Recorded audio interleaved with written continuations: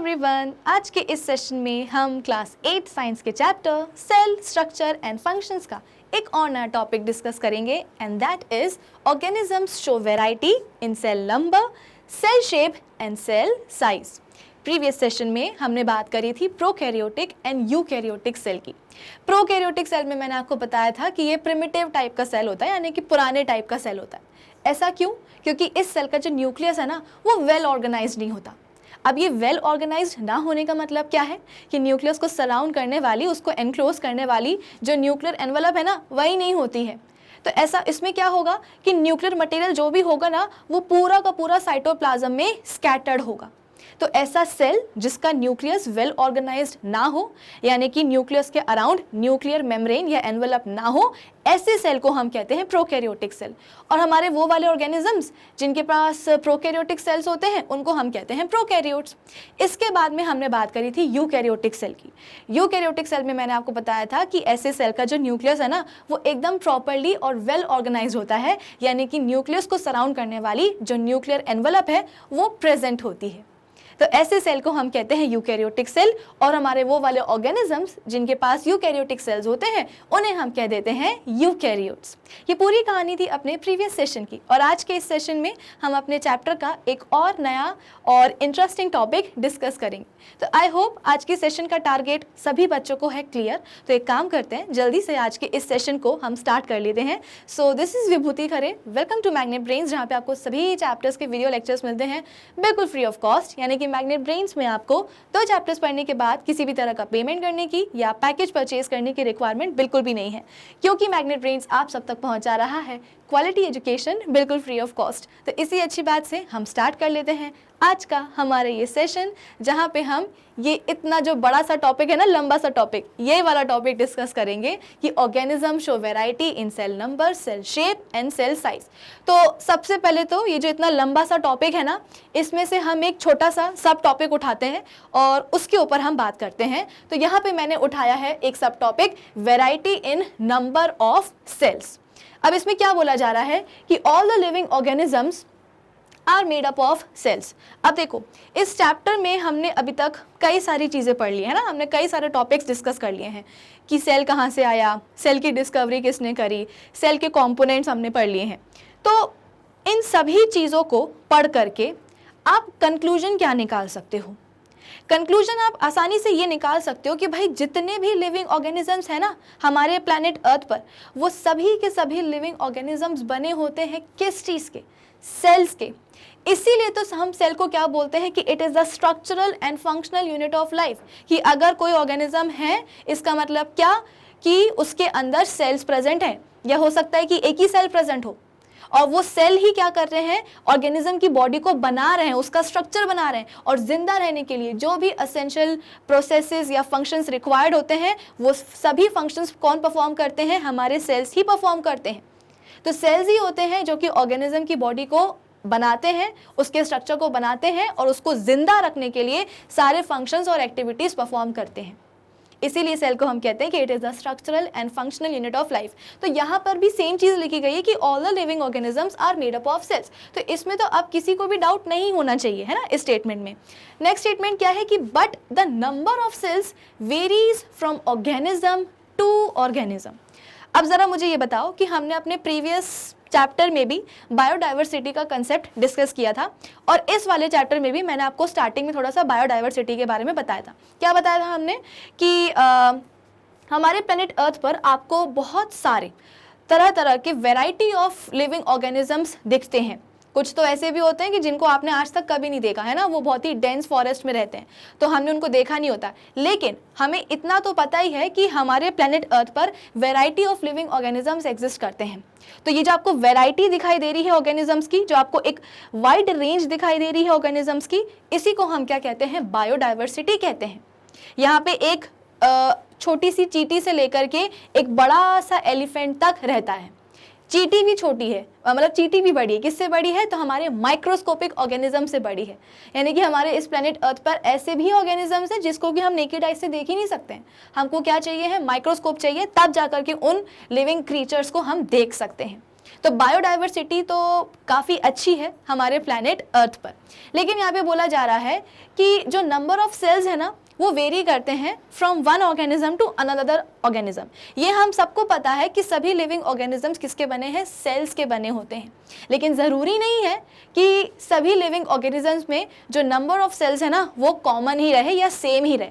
जैसे अगर मैं बात करूँ किसकी, एग्जाम्पल मैं ले रही हूँ यहाँ पे, अगर हम एक चींटी को एक एलिफेंट से कंपैरिजन करें उसका, हालांकि इनके बीच का कोई कंपैरिजन है नहीं, लेकिन फिर भी हम करके देख लेते हैं कि हमारे पास एक छोटी सी चींटी है जिसकी लेंथ कितनी होती है, 6 से 7 मिलीमीटर की होती है, और वहीं दूसरी तरफ हमारे पास क्या है, एक बड़ा सा एलिफेंट है और जिसकी जो हाइट है ना वो 10 फीट तक तो आराम से चली जाती है, 14 फीट भी हो जाती है एक एलिफेंट की साइज़। एक एलिफेंट का तो वज़न ही हम बोलते हैं कि 4000 से लेकर के 6000 kg तक आराम से रहता है। तो कहाँ एक छोटी सी चींटी कि हम उसके ऊपर अगर हम फूकेंगे तो वो उड़ जाएगी, और कहाँ एक इतना सा ह्यूज एलिफेंट।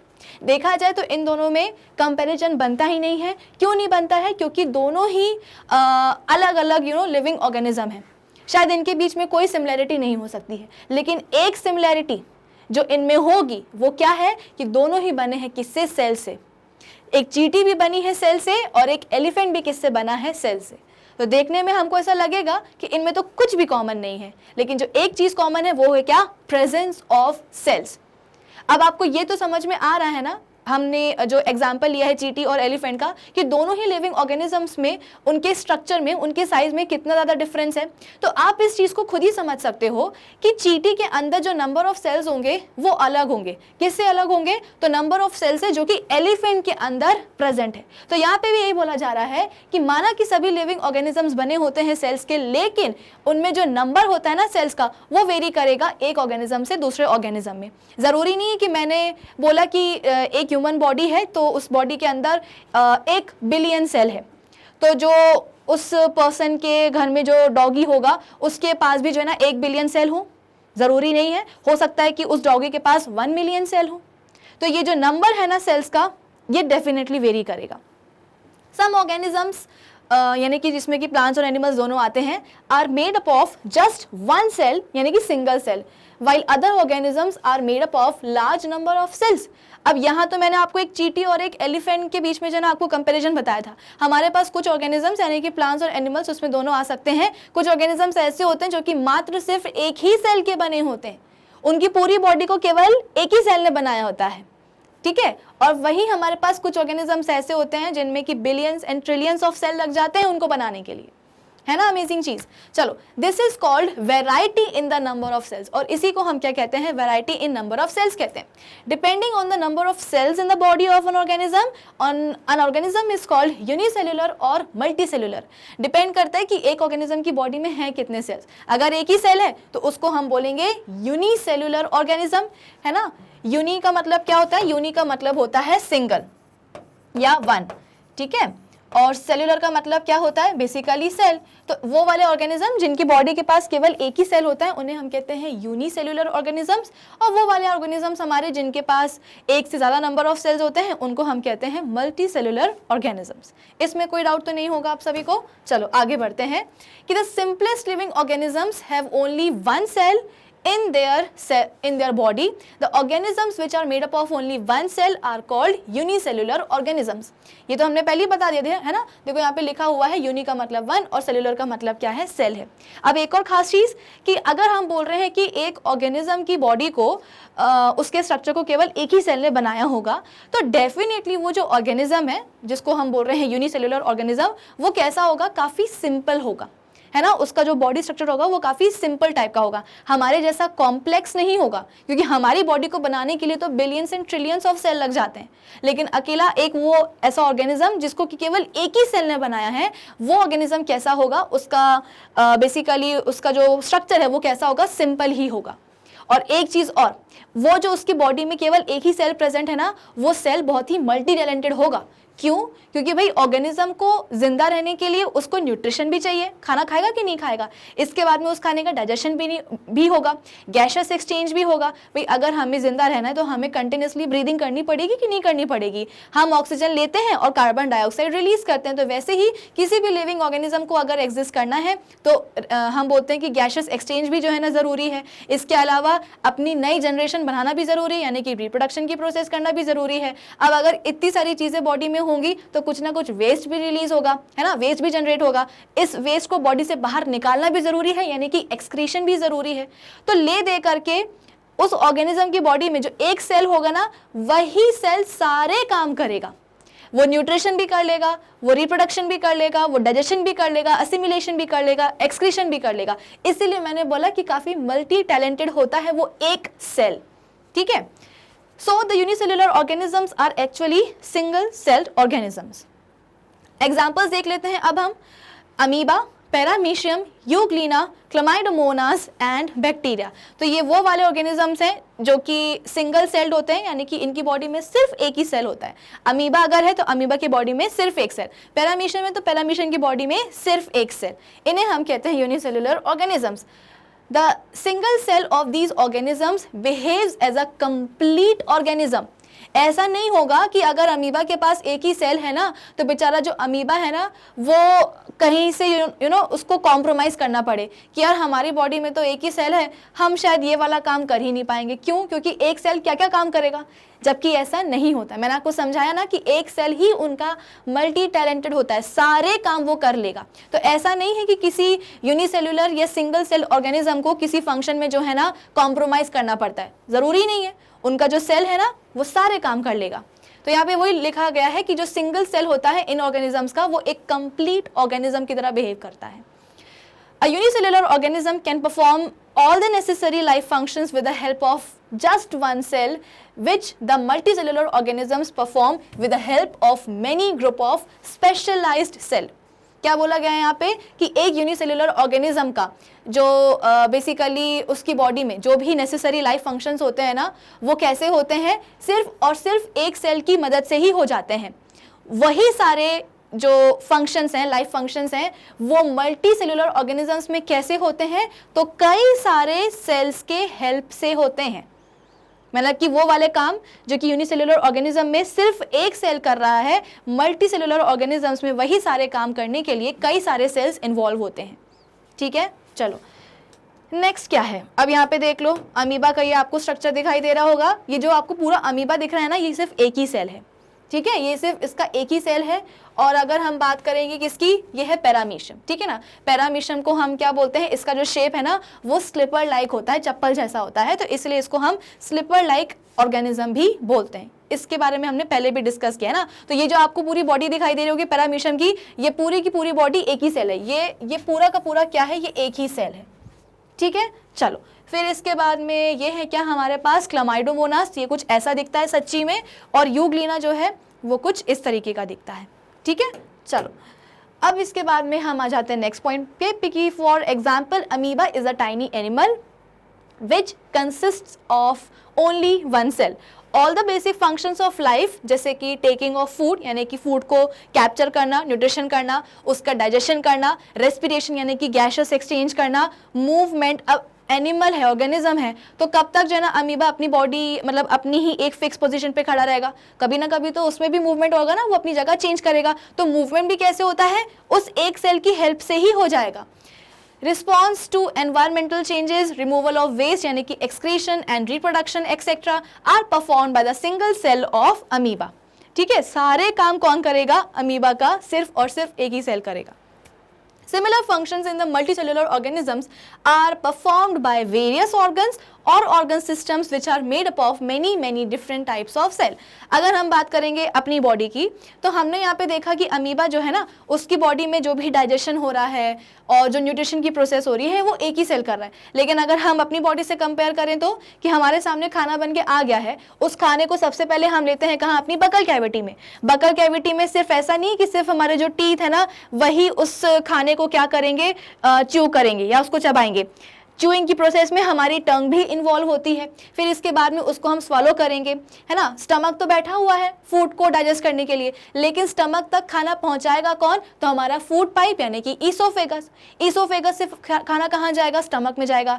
खाना हम बोलते हैं कि स्टमक में थोड़ा बहुत डाइजेस्ट होगा, इसके बाद में कहाँ जाएगा, हमारी स्मॉल इंटेस्टाइन में जाएगा, स्मॉल से कहाँ जाएगा, लार्ज में जाएगा, है ना। फिर जो भी चीज़ें अब्जॉर्ब हुई हैं उसको जो है ना ब्लड में लिया जाएगा, फिर ब्लड से जो डिफरेंट बॉडी सेल्स है वहाँ तक पहुँचाया जाएगा। जो चीज़ बेसिकली डाइजेस्ट नहीं हुई है या जो हमारे लिए वेस्ट है उसको हम अपनी बॉडी से बाहर निकाल देंगे।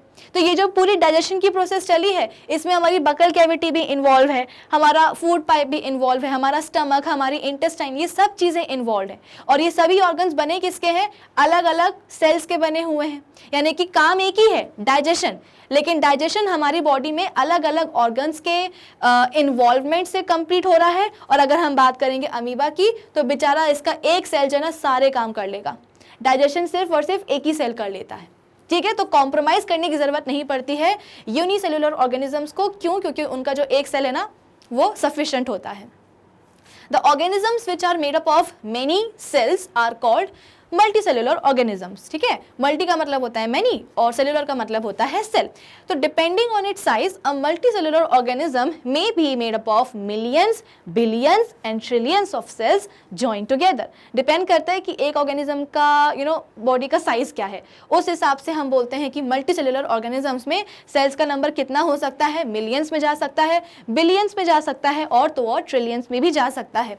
Most of the plants and animals around us are multicellular organisms. अधिकतर हमारे पास जो हमारे आसपास जो प्लांट्स और एनिमल्स होते हैं वो क्या है, मल्टी सेलुलर ऑर्गेनिजम्स ही है, यानी कि उनकी बॉडी कई नंबर ऑफ सेल से बनी होती है।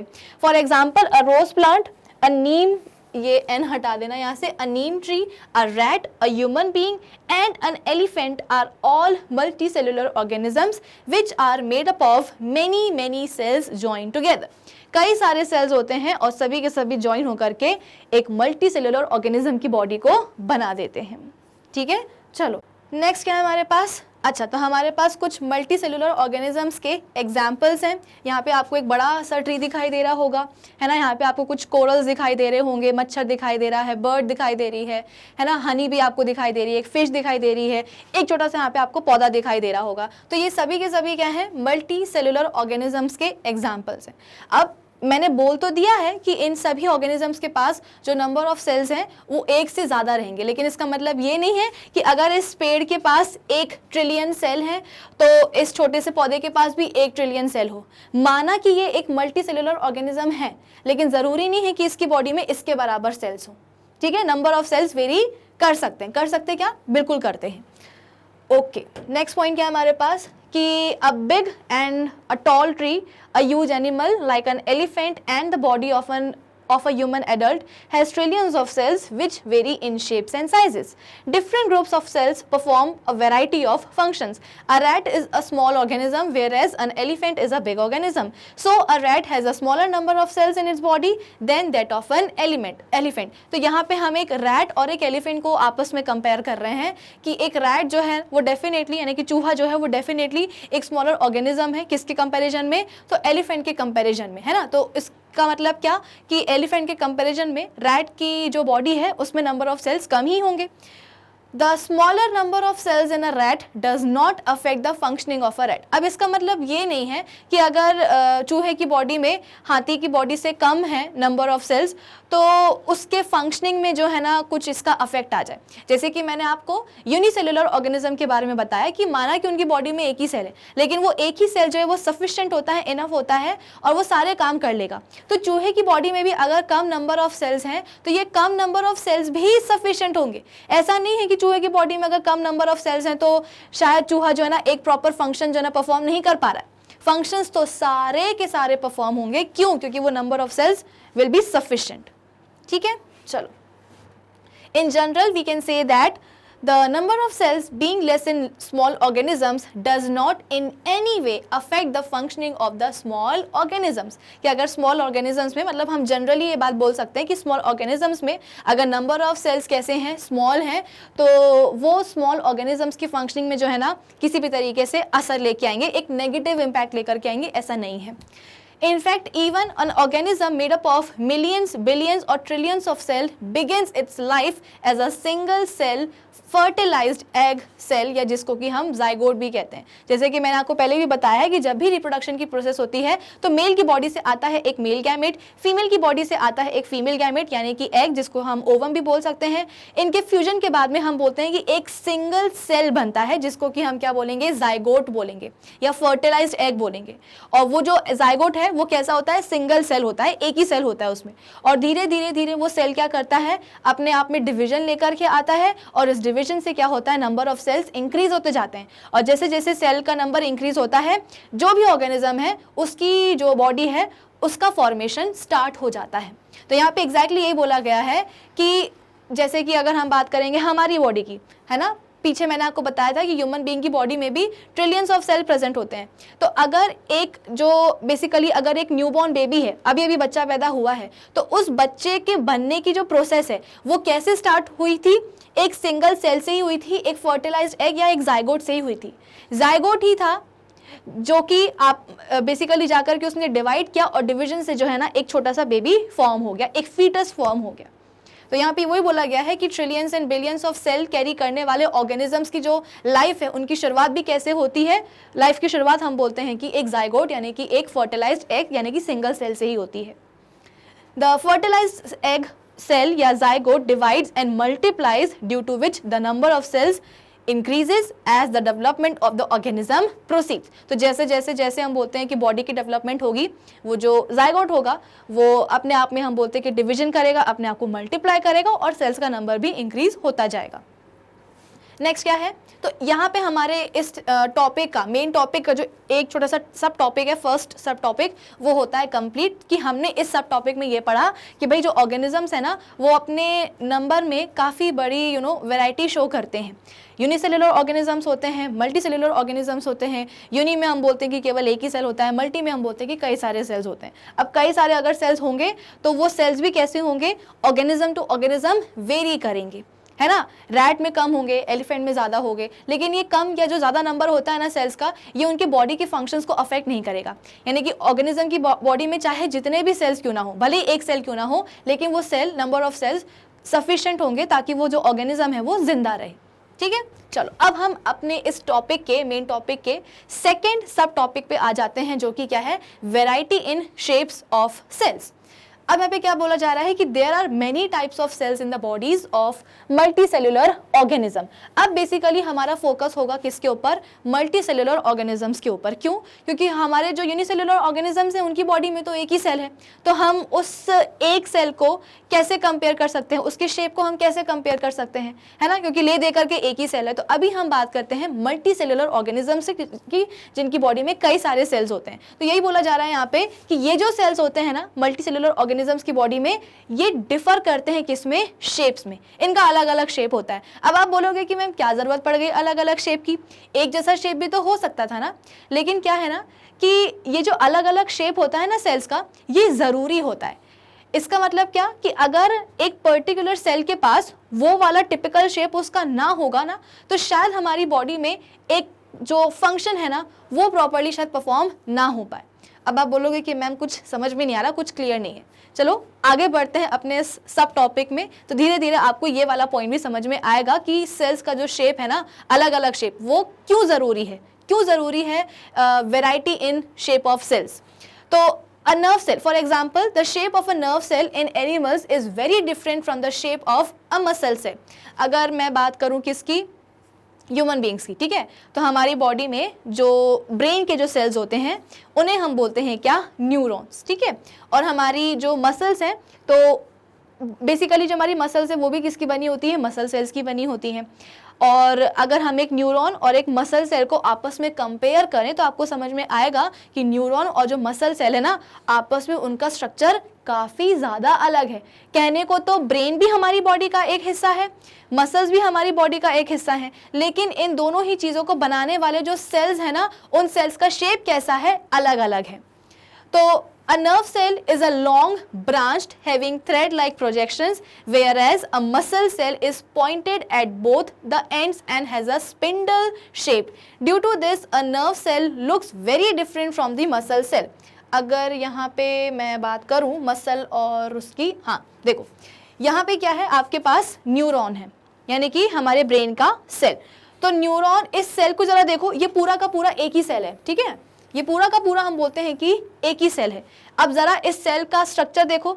यूजुअली क्या हुआ था, अभी जब हमने किसी एनिमल सेल या प्रोकैरियोटिक यूकैरियोटिक सेल के बारे में बात करी थी, तो हम एक टिपिकल सेल कैसे बनाते थे कि बीच में हमने जो है ना एक बना दिया क्या, स्फेरिकल स्ट्रक्चर, उसके बीच में हमने बना दिया एक और स्फेरिकल स्ट्रक्चर, उसको हमने नाम दिया किसका, न्यूक्लियस का, और अगल बगल क्या है, साइटोप्लाज्म है। साइटोप्लाज्म में हम बोलते हैं कि स्कैटर्ड हमारे सेल ऑर्गेनल्स हैं। लेकिन अब मैं आपसे बोल रही हूँ कि हमारी बॉडी में तो कुछ इस तरीके के सेल होते हैं, इस वाले सेल में और इस वाले सेल में कितना अंतर है कि नहीं।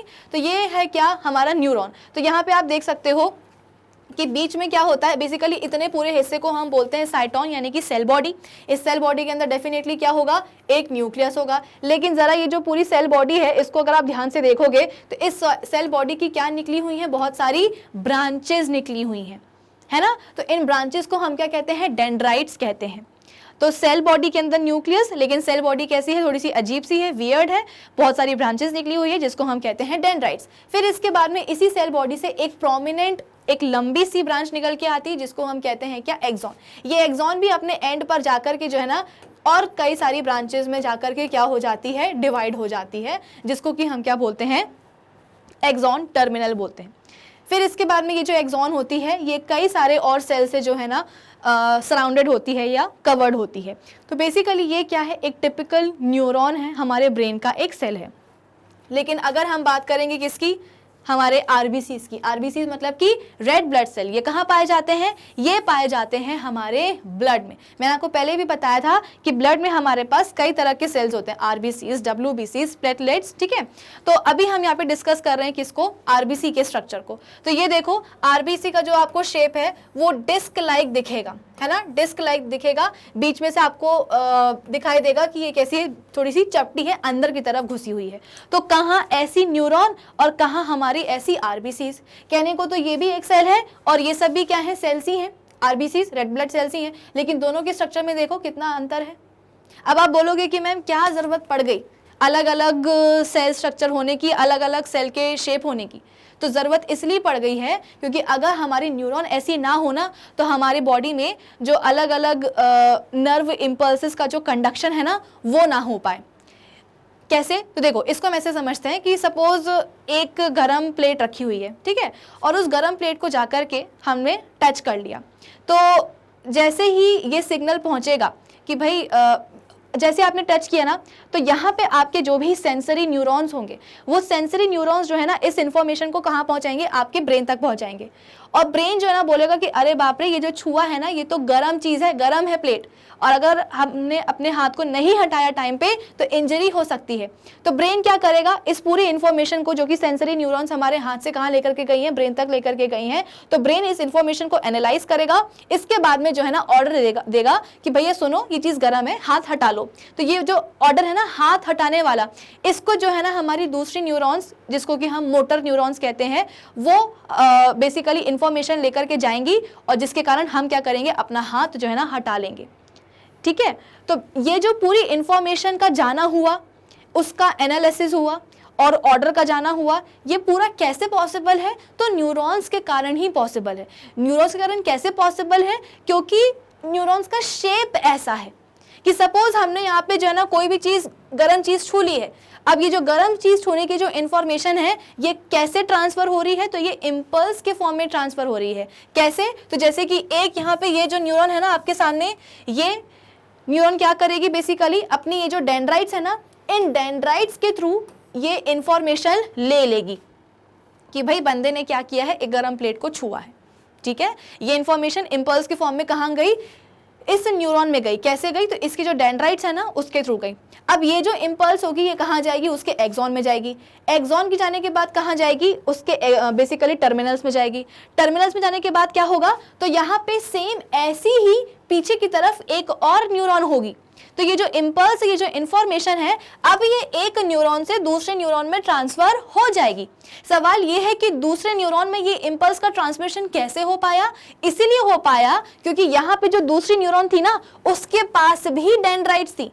तो जो भी यहाँ से इम्पल्स जो है ना इस वाली न्यूरॉन से गई, तो दूसरी वाली न्यूरॉन ने उसको पकड़ लिया कि हाँ भाई आने दो इम्पल्स को, आने दो इन्फॉर्मेशन को। कैसे आने दो? क्योंकि हमारे पास भी तो डेंड्राइट्स है ना, हम अपनी डेंड्राइट से क्या करेंगे, उस इम्पल्स को कैरी कर लेंगे, उसको पकड़ लेंगे और फिर उसको हम आगे फॉरवर्ड कर देंगे। तो क्योंकि हमारी न्यूरॉन्स का शेप ऐसा है, इसीलिए न्यूरॉन्स क्या कर पाती हैं, इम्पल्स का ट्रांसमिशन कर पाती हैं, यानी कि उसको ट्रांसफर कर पाती हैं एक से दूसरी जगह पे। कि हमारे यहाँ पे हमारे बेसिकली हाथ में, स्किन पे जो भी सेंसरी न्यूरॉन्स होंगी, उनने क्या किया, जो इन्फॉर्मेशन है, जो इम्पल्स है, उसको एक के बाद एक जो है ना ट्रांसफर करते करते कहाँ भेज दिया, हमारे ब्रेन तक भेज दिया। अब जरा मुझे ये बताओ कि अगर इस न्यूरॉन के पीछे दूसरी न्यूरॉन ना होती, या अगर होती भी न्यूरॉन, तो उसका शेप ऐसा नहीं होता। कैसा होता? तो ये आरबीसी जैसा होता। तो क्या किसी भी जन्म में ये जो दूसरी न्यूरॉन है वो क्या इम्पल्स को कंडक्शन करवा पाती, उसका ट्रांसमिशन करवा पाती? नहीं करवा पाती। क्यों नहीं करवा पाती? क्योंकि उसका शेप ही वैसा नहीं है ना, इसके पास तो डेंड्राइट्स ही नहीं है। तो जब डेंड्राइट्स ही नहीं होंगी तो फिर ये कैसे इम्पल्स को पकड़ेगी? पकड़ नहीं पाएगी तो उसको फॉरवर्ड किसे करेगी? समझ में आई बात? तो हम यहाँ पे ये बोल सकते हैं कि सेल का जो भी अलग अलग शेप हो रहा है, ठीक है, तो उसका कोई मतलब है, वो पर्टिकुलर वो स्पेसिफिक शेप कैसा है, रिक्वायर्ड है हमारी बॉडी में। कि अगर हमारी न्यूरॉन का ये ब्रांच वाला शेप नहीं होगा तो हमारी बॉडी में इम्पल्स का कंडक्शन पॉसिबल नहीं है। ये न्यूरॉन्स ही होती हैं जो हर जगह से इंफॉर्मेशन लेकर के जो है ना ब्रेन तक पहुंचाती है, और ब्रेन क्या करता है, उस इंफॉर्मेशन को, इम्पल्स को एनालाइज करता है, फिर इसके बाद में रिस्पेक्टिव ऑर्डर्स जो है ना रिलीज करता है। कि अगर वो चीज़, जैसे कि इंफॉर्मेशन आ रही है कि कुछ गर्म चीज़ छुई गई है, हमें भी समझ में आ रहा है कि ये चीज़ गर्म है, फिर भी हमने क्या किया, जाकर के उसको छू लिया। अब जब हम अपना हाथ हटाएंगे ना, तो हम अपनी मर्जी से हाथ नहीं हटाते हैं, ब्रेन हमको ऑर्डर करता है कि भैया हाथ हटा लो, इंजरी हो जाएगी, जल जाओगे, स्किन जल जाएगी। ठीक है, तो फिर इसके बाद में ब्रेन से ये जो ऑर्डर निकला है, उस ऑर्डर को भी तो हमारे हाथों तक पहुंचाना पड़ेगा ना। तो ब्रेन से भी तो एक ऑर्डर आ रहा है, इस ऑर्डर को ट्रांसमिट कौन करेगा, कौन लेकर के आगे जाएगा, तो हमारे मोटर न्यूरॉन्स। तो न्यूरॉन्स का शेप ऐसा है, इसलिए नर्व्स जो इम्पल्स का जो कंडक्शन है वो पॉसिबल है। अगर ऐसा शेप नहीं होता ना तो बड़ी दिक्कत होने वाली थी। अगर आरबीसीज का शेप भी हम बोल रहे हैं कि ऐसा डिस्क जैसा है, बीच में से ये ऐसा लग रहा है कि दबी हुई है, कंप्रेस्ड है, तो ये शेप इनका ऐसा रिक्वायर्ड होता है। ऐसा नहीं कि इनको मजे आ रही है ऐसे वाले शेप में, ये शेप इनका ऐसा रिक्वायर्ड है, इसीलिए आरबीसीज का ये प्रॉपर शेप आया है। ठीक है, चलो फिर इसके बाद में हमारा नेक्स्ट पॉइंट क्या था, यहाँ से हमने शुरू किया था। फिर यहाँ पे हम बोल रहे हैं कि the different shapes of cells are related to their functions which they have to perform in the body of animal और plant. For example, nerve cells receive and transmit messages between brain and over body parts, whereas muscle cells bring about movement in the body parts. यहाँ पे basically हम nerve cells यानी कि अपने जो neurons हैं उनको हम कंपेयर कर रहे हैं किसके साथ, मसल सेल्स के साथ। तो मसल सेल्स का भी मैं आपको जो शेप है ना वो दिखाई देती हूँ, वो कुछ इस तरीके का होता है। देखो हमारे बॉडी में ना 3 टाइप की अलग अलग मसल्स होती हैं। एक मसल वो होती है जो कि हमारे सिर्फ और सिर्फ हार्ट में प्रेजेंट होती हैं, जिनको हम कार्डियक मसल्स कहते हैं। उनका शेप कुछ ऐसा होता है, ठीक है, ब्रांच्ड होते हैं ये आपस में।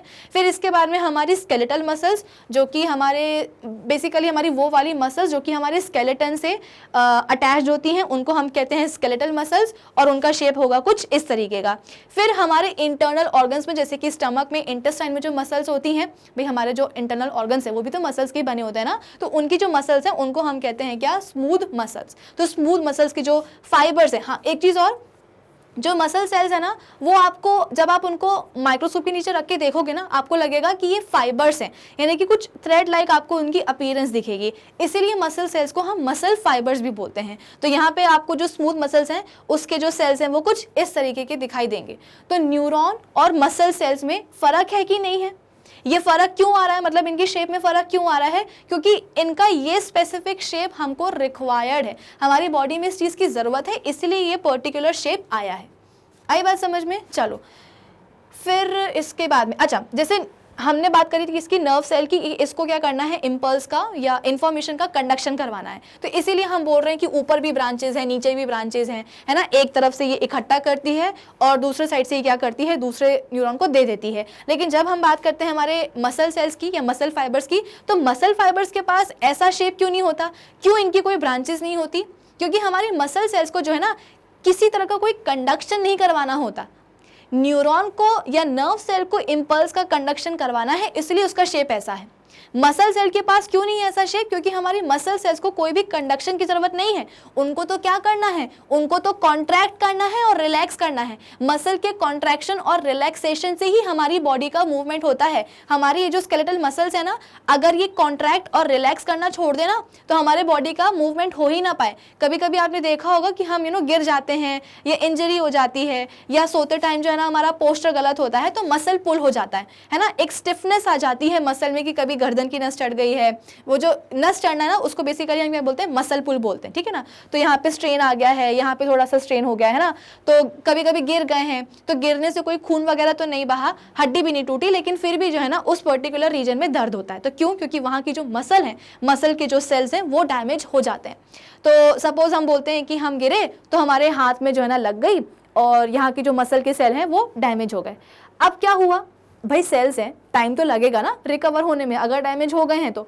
अब क्या होगा कि जैसे ही आप अपने इस हाथ को मूव करने की कोशिश करोगे, मूवमेंट करने पर आपको यहाँ पे पेन होगा।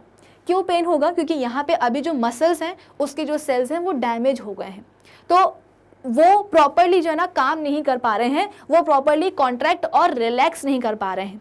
तो क्योंकि प्रॉपर कॉन्ट्रैक्शन और रिलैक्सेशन नहीं हो रहा है, इसीलिए जो हाथ का मूवमेंट है ना वो आपका प्रॉपर हो ही नहीं पाएगा। कि आप वैसे तो जब चोट नहीं लगी है तो आप कैसे भी अपने हाथ को जो है ना घुमा सकते हो, आगे पीछे कुछ भी कर सकते हो, लेकिन अगर चोट लग गई है तो क्या होगा कि मसल्स के जो सेल्स हैं वो डैमेज हो गए हैं, रिपेयर होने में थोड़ा सा उनको टाइम लग रहा है, अभी वो बीमार है, इंजरी हो चुकी है, तो इससे क्या होगा ना, मूवमेंट रिस्ट्रिक्ट हो जाता है, नस खिंच जाती है, मसल पुल हो जाता है। तो किसी भी तरह के मूवमेंट में हम बोलते हैं कि दिक्कत होती है। क्यों दिक्कत होगी? क्योंकि मूवमेंट करने वाले जो हमारे जो मसल सेल्स है ना वो काम ही नहीं कर पा रहे हैं, बीमार है ना, उनको चोट लग गई है तो वो काम ही नहीं कर पा रहे हैं, तो उनका कॉन्ट्रैक्शन और रिलैक्सेशन नहीं हो पा रहा। तो अगर कॉन्ट्रैक्शन और रिलैक्सेशन नहीं होगा तो हमारे बॉडी, उस पर्टिकुलर बॉडी पार्ट का जो मूवमेंट है वो तो कम हो जाएगा ना, रिस्ट्रिक्टेड हो जाएगा, और पेन जो होगा वो अलग ही चीज़ है। तो यहाँ पे हम बोल रहे हैं कि मसल सेल्स का काम है क्या, कॉन्ट्रैक्ट करना, रिलैक्स करना, और इसीलिए इनका जो शेप है वो कुछ इस तरीके का होता है, जिसको कि हम स्पिंडल लाइक शेप भी कहते हैं। कुछ ऐसा होता है शेप, ठीक है, ऐसा होता है हमारी मसल्स का एक टिपिकल मसल का शेप, ठीक है। बीच में हम बोलते हैं कि न्यूक्लियस भी होता है। तो इसका जो शेप है वो न्यूरॉन के शेप से, यानी कि नर्व सेल के शेप से काफ़ी अलग है, क्योंकि इनको तो कॉन्ट्रैक्ट करना है, रिलैक्स करना है कंटिन्यूसली। हमारे जो इंटरनल ऑर्गन्स हैं, जैसे कि हमने खाना खाया है ना, अगर कभी बहुत ज़ोर से भूख लगी होती है और हम टाइम पे अगर खाना नहीं खाते तो ऐसा लगता है ना कि पेट हमको जो है ना अंदर से बिल्कुल बहुत ही एक स्टिफनेस लगती है, कभी कभी तो एकदम दुखने भी लगता है, ऐसा लग रहा है कि पेट जो है ना अंदर से बिल्कुल ऐसे श्रिंक हो रहा है। तो श्रिंक क्यों होता है? क्योंकि स्टमक को चाहिए है खाना, क्योंकि स्टमक में HCl सेक्रीट हो चुका है, एसिड सेक्रीट हो चुका है। अब वो ये चाह रहा है कि जल्दी से खाना दो, ताकि ये जो HCl बना है ना स्टमक में, ये क्या करे, खाने को जाकर के डाइजेस्ट करे। लेकिन हम क्या करते हैं, हम किसी न किसी काम में बिजी रहते हैं, तो हम खाना देते नहीं है स्टमक को। तो ये जो एसिड है ना, ये एसिड स्टमक की वॉल्स पे जाकर के अटैक करता है। तो स्टमक की वॉल किसके बनी हुई है? स्टमक के सेल्स, यानी कि ये वाले, ये जो स्मूथ मसल्स हैं इसकी बनी हुई हैं। तो हमारी जो स्मूथ मसल्स हैं ना वो क्या करती हैं, बेसिकली कॉन्ट्रैक्ट करने लगती हैं। तो हमको लगता है कि हमारा पेट तो जो ना आज बिल्कुल श्रिंक हो जाएगा, सिकुड़ जाएगा, ठीक है। तो हमारी मसल्स का काम ही क्या है? कॉन्ट्रैक्ट करना और रिलैक्स करना। अगर कॉन्ट्रैक्शन रिलैक्सेशन ना होना हमारी मसल्स का, तो बड़े मसले हो जाएंगे। ना सिर्फ हमारे बॉडी मूवमेंट्स पे फ़र्क पड़ता है, बल्कि हमारे जो इंटरनल ऑर्गन्स है ना उन पे भी असर पड़ता है। जैसे कि मैंने आपको एग्जांपल दिया कि बकल कैविटी में हमने बोला कि खाने को हमने चबा लिया, अब उसको हमने गुटक भी लिया, स्टमक रेडी भी है उस चीज़ को डाइजेस्ट करने के लिए, लेकिन बकल कैविटी से स्टमक तक खाना लेकर के कौन जाएगा? ईसोफेगस जाएगा। तो कैसे जाएगा ईसोफेगस? तो बेसिकली ईसोफेगस की जो वॉल्स होती हैं वो भी किसकी बनी हुई है? स्मूथ मसल्स की बनी हुई हैं। तो ईसोफेगस की जो वॉल्स है ना वो क्या करती हैं? कॉन्ट्रैक्शन और रिलैक्सेशन करती हैं। तो कॉन्ट्रैक्ट रिलैक्स। तो बेसिकली इस कॉन्ट्रैक्शन और रिलैक्सेशन की प्रोसेस से होता क्या है कि जो खाना है ना वो फूड पाइप से नीचे उतर आता है। अगर ईसोफेगस की वॉल्स ने किसी दिन सोचा कि आज हमको नहीं करना कॉन्ट्रैक्शन रिलैक्सेशन, ये बंदा तो खाते ही रहता है, जितने बार खाता है उतने बार हमको जो ना कॉन्ट्रैक्शन और रिलैक्सेशन करना पड़ता है, हम तो थक गए हैं, हम नहीं करने वाले। इससे क्या होगा कि जो पूरा का पूरा खाना है ना वो ईसोफेगस में ही भरा रह जाएगा, नीचे जाएगा ही नहीं। तो क्योंकि ईसोफेगस की वॉल जो कि स्मूथ मसल्स की बनी हुई है, स्मूथ मसल्स के सेल्स क्या करते हैं, बेसिकली कॉन्ट्रैक्शन रिलैक्सेशन करते हैं, जिसके कारण जो वॉल्स हैं, वॉल्स कॉन्ट्रैक्ट करती है, रिलैक्स करती है और खाना जो है नीचे जाता है। वरना क्या हो कि खाना खाया और ईसोफेगस में जाकर के खाना ठहर गया, फिर हम क्या करेंगे, एक चम्मच लेंगे और फिर उसको हम क्या करेंगे, अंदर डाल करके खाने को पुश करेंगे ताकि खाना कहाँ पहुंचे, हमारे स्टमक में पहुंचे। तो यहाँ पे मैंने आपको मसल्स का जो कॉन्ट्रैक्शन है और जो रिलैक्सेशन है उसका सिग्निफिकेंस समझाया है। अब यहाँ पे क्या बोला जा रहा है कि nerve cells and muscle cell are actually specialized animal cells because they perform specific functions in the body of animals। तो नर्व सेल्स और मसल सेल्स को हम बोलते हैं कि ये स्पेशलाइज सेल्स होते हैं, इनका जो काम है ना हमारी बॉडी में वो फिक्स होता है। हम बात करते हैं अगर अपने यूनिसेलुलर ऑर्गेनिजम्स की, उनकी बॉडी में तो एक ही सेल होता है, तो वो एक सेल क्या करेगा, सारे काम करेगा, मूवमेंट भी करवाएगा और रेस्पिरेशन भी करेगा, एक्सक्रीशन भी करेगा, डाइजेशन भी करेगा। लेकिन हमारी बॉडी में जब इतने सारे सेल्स हैं, ऑलरेडी ट्रिलियंस ऑफ सेल्स हैं, और अगर हर एक सेल ने डिसाइड कर लिया कि भाई हम भी क्या करेंगे, सारे काम करेंगे, हम भी डाइजेशन करेंगे, हम भी अब्जॉर्प्शन करेंगे, हम सब करेंगे, तो इससे क्या होगा, ट्रिलियंस ऑफ सेल्स के बीच में जो है ना एक युद्ध जो हम बोलते हैं कि एक उसकी वॉर की कंडीशन आ जाएगी, है ना, कि सारे सेल क्या कर रहे हैं, सारे फंक्शंस परफॉर्म कर रहे हैं। तो हम क्या करते हैं, चीज़ों को कन्वीनियंट बनाने के लिए हम सेल्स को बोल देते हैं कि नहीं, आप जो है ना एक पर्टिकुलर फंक्शन जो है ना पकड़ लो और जिंदगी भर आप वही फंक्शन परफॉर्म करोगे। तो हमारे जो नर्व सेल्स होते हैं वो जिंदगी भर इम्पल्स का कंडक्शन ही करवाएंगे। ऐसा नहीं होगा कि नर्व सेल जो है ना बोर हो गए कि कब तक जो है ना हम इम्पल्स का कंडक्शन करवाएंगे, आज हम जाकर के क्या करेंगे, डाइजेशन की प्रोसेस करते हैं। तो ऐसा नहीं होता। क्यों नहीं होता? क्योंकि वो एक स्पेसिफिक फंक्शन परफॉर्म करने के लिए स्पेशलाइज हो चुके हैं कि आज के बाद आप यही काम करोगे।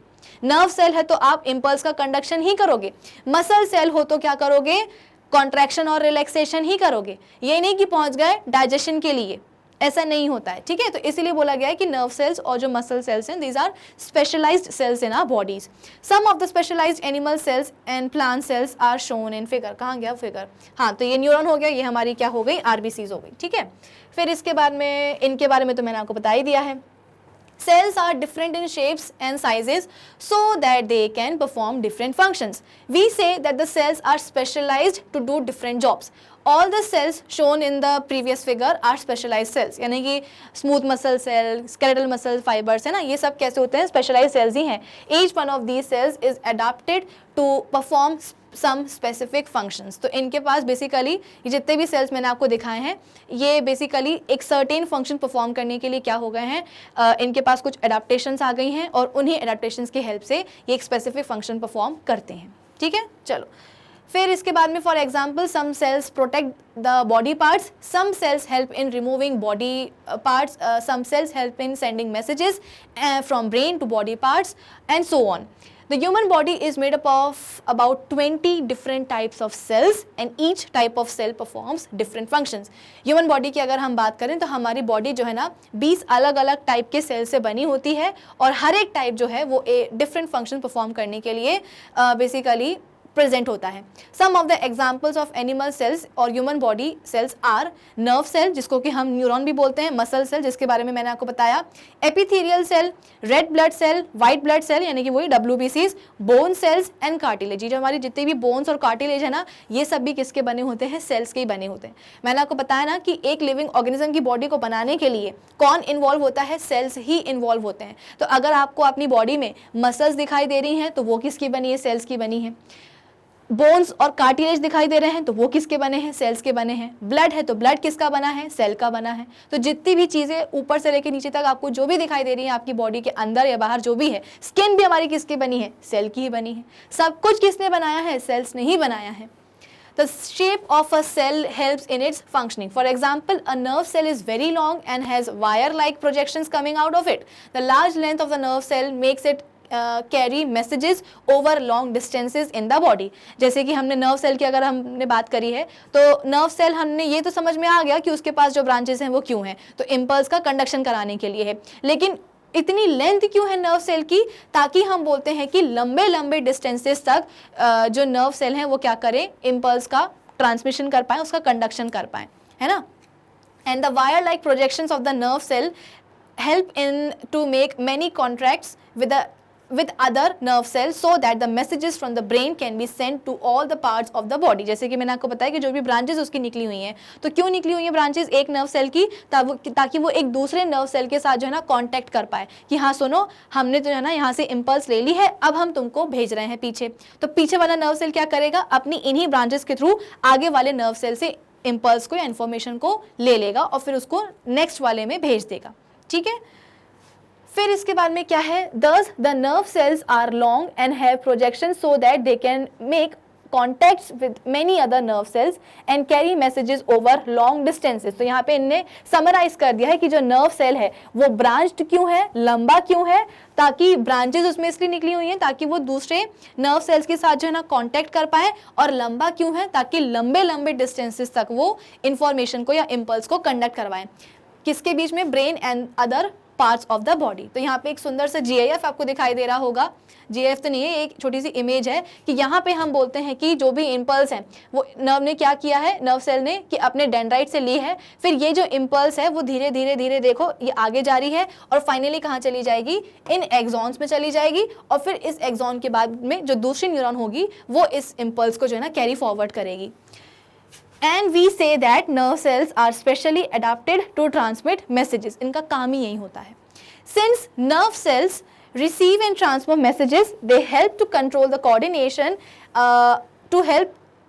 help to control and coordinate the working of different parts of the body। अगर न्यूरॉन्स नहीं होंगी तो हमारी बॉडी में जो प्रॉपर कंट्रोल एंड कोऑर्डिनेशन बना हुआ है ना, वो कोऑर्डिनेशन हो ही ना। आप खुद ही सोचो कि अगर आपने एक गर्म चीज़ छू भी ली है, गर्म प्लेट आपने छू भी ली है, अगर ये इन्फॉर्मेशन हमारी जो न्यूरॉन्स हैं वो ब्रेन तक ना पहुंचाए, या अगर ब्रेन तक पहुंचा भी दी है तो ब्रेन का जो ऑर्डर है वो उस ऑर्डर को हमारे मोटर न्यूरॉन्स जो है ना वो हमारे हाथ तक ना पहुंचाए, तो क्या होगा, ये जो हमारा एक्शन होता है ना कि गर्म चीज़ को छूते ही हम क्या करते हैं, जल्दी से अपना हाथ हटा लेते हैं, ये जल्दी से हाथ हटाने वाली प्रोसेस हो ही ना, हम पकड़ के खड़े ही रहें उस गर्म चीज़ को, और इससे क्या होगा, हाथ जल जाएगा, स्किन जल जाएगी, इंजरी हो जाएगी, बर्न हो जाएगा, है ना। तो ये जो प्रॉपर कंट्रोल एंड कोऑर्डिनेशन चल रहा है कि भैया संभल के जो है ना चीज़ों को हमें देखते हैं, हम चलते हैं, दौड़ पा रहे हैं, कि अगर रास्ते में कुछ हमको दिख जाता है तो हम जो है ना रुक जाते हैं कि भाई यहाँ से हमको नहीं जाना है या संभल के जाना है। तो ये कैसे हो पा रहा है, क्योंकि हमारी जो न्यूरॉन्स है ना वो कंटिन्यूसली काम करती हैं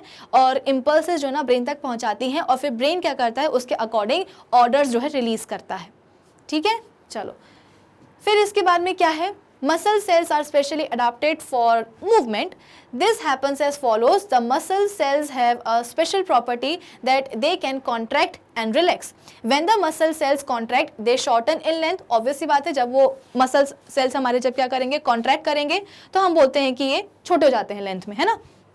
So the contraction of muscle cells moves the body parts to which they are attached। जिस भी body parts हमारी muscles attach होंगी, जैसे ही वो muscles क्या करेंगी, जैसे कि हमारा हाथ है, हमारा हाथ मूव क्यों कर पा रहा है, अगर मैं इसका कॉन्ट्रैक्शन मतलब अगर मैं अपने हाथ को अभी मूव करवा पा रही हूँ तो कैसे, ये नहीं है कि मेरे हाथ में जो है ना हड्डियाँ प्रेजेंट है, बोन प्रेजेंट है, तो इन बोन्स की हेल्प से मैं मूवमेंट कर पा रही हूँ, ऐसा नहीं है। अगर ये मसल्स नहीं होंगी ना बाइसेप्स और ट्राइसेप्स वाली, तो क्या होगा, हाथ का मूवमेंट हो ही नहीं पाएगा। क्यों, क्योंकि ये मसल्स ही तो होती हैं जो कि कॉन्ट्रैक्ट करती हैं। तो यहाँ पे मैं बोल रही हूँ कि यहाँ पे कॉन्ट्रैक्शन हुआ है, इसीलिए मेरा हाथ बेंड होकर के पीछे आया है। अगर मसल्स ने कॉन्ट्रैक्शन रिलैक्सेशन छोड़ दिया ना तो मूवमेंट हो ही नहीं पाएगा। इसीलिए मैंने आपको एग्जांपल दिया था कि कभी कभी सोते टाइम हमारा पोस्चर गलत हो जाता है या गिर जाते हैं, किसी भी तरीके से मसल मतलब उसमें मसल में चोट लग जाती है ना, तो उस समय मूवमेंट काफ़ी दिक्कत में आ जाता है। क्यों आ जाता है, क्योंकि मसल्स डैमेज हो चुकी हैं, तो उनको ठीक होने में टाइम लगेगा, रिपेयर होने में टाइम लगेगा। तब तक क्या होगा, जो भी इनसे हम कॉन्ट्रैक्शन मतलब जो भी हम मूवमेंट करवाना चाहेंगे तो वो मूवमेंट कैसा होगा, पेनफुल होगा प्लस रिस्ट्रिक्टेड होगा। क्यों, क्योंकि जो कॉन्ट्रैक्ट और रिलैक्स करने वाली जो मसल्स हैं वही डैमेज हो गई हैं, तो वो कर नहीं पा रही हैं उतने एफिशिएंसी से अपना काम। तो क्योंकि इनकी एफिशिएंसी कम हो गई है कॉन्ट्रैक्शन और रिलैक्सेशन की, जिसके कारण जो हमारा मूवमेंट है ना वो रिस्ट्रिक्ट हो जाएगा। अभी तो मैं बड़े फ्रीली जो है ना अपने हाथ को मूव कर रही हूँ आगे पीछे, लेकिन अगर चोट लग जाएगी ना यहाँ पे तो बस इतना सा हाथ बेंड होगा और फिर मुझे उसको रिलैक्स्ड स्टेट में ही रखना पड़ेगा। समझ में आई बात? चलो, so and when these contracted muscle cells relax, they expand, increase in length so that the body part comes back to its original position। कि मैंने यहाँ पे क्या किया था, कॉन्ट्रैक्ट किया तो ये बेंड हो गया, फिर जब मैंने इसको रिलैक्स किया तो वापस से अपना जो हाथ है वो अपने नॉर्मल स्टेट में आ गया। अब नेक्स्ट क्या है हमारे पास कि thus muscle cells bring about the movement of body parts by contracting and relaxing. फिर नेक्स्ट है क्या, epithelial cells are rectangular in shape. Basically इस स्टेटमेंट में हमसे एपिथेलियल सेल्स की बात की जा रही है। ये एपिथेलियल सेल्स करते क्या हैं, तो ये एपिथेलियल सेल्स बेसिकली मिल करके एक आप ये समझ सकते हो कि ये जो एपिथेलियल सेल्स है ना, ये हमारी बॉडी के प्रोटेक्शन का काम करते हैं। मैंने आपको पहले भी समझाया कि जब भी किसी चीज़ को प्रोटेक्ट करना हो तो सबसे बढ़िया तरीका क्या होता है, उसको आप कवर कर दो। तो अगर हमें भी अपने बॉडी की मसल्स को, बोन्स को या ऑर्गन्स को प्रोटेक्ट करना है तो हम क्या करेंगे, अपनी बॉडी के ऊपर एक कवर चढ़ा देंगे। सवाल यह है कि आखिर ये कवर बनेगा किस चीज़ का, तो ये बनेगा हमारे एपिथेलियल सेल्स का। यही नहीं, हमारे जो एपिथेलियल सेल्स हैं ये क्या करते हैं, हमारे जो इंटरनल ऑर्गन्स होते हैं, जो हमारी बॉडी की जो ट्यूब्स वगैरह हैं, उनको जाकर के अंदर से लाइन करने का काम भी कौन करते हैं, हमारे एपिथेलियल सेल्स ही। तो देखा जाए तो हमारे जो एपिथेलियल सेल्स है ये काफ़ी ज़्यादा इम्पॉर्टेंट है हमारे लिए। तो इनका शेप बताया गया है कि ये रेक्टेंगुलर होते हैं शेप में, और the epithelial cells form a thin layer over the body parts and protect the cells below them from injury. यानी कि एपिथेलियल सेल्स के जो नीचे सेल्स आएंगे उनको कौन बचाएगा, तो ऊपर प्रेजेंट हमारे एपिथेलियल सेल्स। अब आप मुझे ज़रा ये बताओ कि जब भी, मैंने आपको पहले भी बताया कि हमारे जो आसपास की एयर होती है उसमें कई तरह के माइक्रो ऑर्गेनिजम्स प्रेजेंट होते हैं, हमें दिखते नहीं हैं। क्यों? क्योंकि छोटे से है ना, तो नेकेड आई से तो हम उनको देख नहीं सकते हैं। तो हमारे आसपास हवा में कई तरह के माइक्रो ऑर्गेनिजम्स प्रेजेंट होते हैं। देखा जाए तो ये सभी के सभी माइक्रो ऑर्गेनिजम्स हमारी बॉडी पे अटैक कर सकते हैं। और सपोज एक डिसीज़ कॉजिंग पैथोजन है जो कि मेरी बॉडी में घुसने की कोशिश कर रहा है, तो जब ये पैथोजन मेरी बॉडी में अटैक करने की कोशिश करेगा तो मेरे बॉडी का वो वाला पार्ट जो कि सबसे पहले इस पैथोजन के कांटेक्ट में आएगा वो कौन होगा, आप खुद ही सोचो। वो होगी डेफिनेटली क्या, मेरी स्किन। कि मैंने बोला कि हमारे आसपास बहुत तरह के पैथोजन है, माइक्रो ऑर्गेनिजम्स हैं, दिखाई नहीं देते लेकिन है। अब कोई डिसीज कॉजिंग पैथोजन है जो कि मेरी बॉडी के अंदर एंटर करना चाह रहा है, तो एंटर करने के लिए सबसे पहले वो मेरी बॉडी के किस हिस्से से जाके टकराएगा, तो आप बोलोगे कि मैम स्किन। यानी कि स्किन ही वो एक ऐसा हिस्सा है हमारे शरीर का जो कि किसी भी फॉरेन बॉडी या पैथोजन या माइक्रो ऑर्गेनिज्म उसके कांटेक्ट में आता है। अब आप खुद ही सोचो कि अगर हमारी स्किन स्ट्रॉन्ग इनफ नहीं हुई तो क्या होगा कि जो पैथोजन है वो आराम से मेरी स्किन के अंदर मतलब पेनिट्रेट कर जाएगा, इसको घुस जाएगा और कहाँ जाएगा, मेरी बॉडी में आ जाएगा। फिर बॉडी में जाने के बाद में, जैसे कि मैंने आपको WBCs के बारे में बताया था, वाइट ब्लड सेल्स के बारे में बताया था, कि वो क्या करते हैं, हमारी बॉडी का इम्यून सिस्टम बनाते हैं। कि कोई भी जो है ना पैथोजन हमारी बॉडी में घुस के आया ब्लड में, जैसे WBCs ने देखा, उनने क्या किया, बॉम्ब के गोले बनाने शुरू कर दिए और जा करके पैथोजन आया उसके ऊपर ले जा करके मार दिया। तो जो पैथोजन है वो वहीं मर जाएगा, डिसीज कॉज नहीं कर पाएगा। लेकिन ये तो बाद की बात है ना, जब पैथोजन हमारी बॉडी में एंटर कर चुका है, ये तब की बात है। तब हमारी बॉडी का जो इम्यून सिस्टम है वो क्या होगा, रिस्पॉन्ड करेगा पैथोजन के अगेंस्ट। लेकिन जब पैथोजन अंदर नहीं आया है, वो अभी बॉडी के बाहर ही है, तो बॉडी के बाहर जब पैथोजन है तो उस समय कौन सा हमारा बॉडी का जो हिस्सा है वो हमारी बॉडी को एक प्राइमरी डिफेंस प्रोवाइड करेगा, तो वो होगी डेफिनेटली हमारी स्किन। कि अगर हमारी स्किन स्ट्रॉन्ग इनफ हुई तो कोई भी पैथोजन है ना हमारी बॉडी में एंटर कर ही नहीं पाएगा। हाँ, बॉडी की जो कैविटीज़ हैं, है ना, ये जो होल्स हैं, बॉडी जो होल्स हैं, जैसे कि नोस्ट्रिल्स हो गया, माउथ वगैरह हो गया, इनसे जो पैथोजन एंटर करना चाहेंगे वो बात अलग है।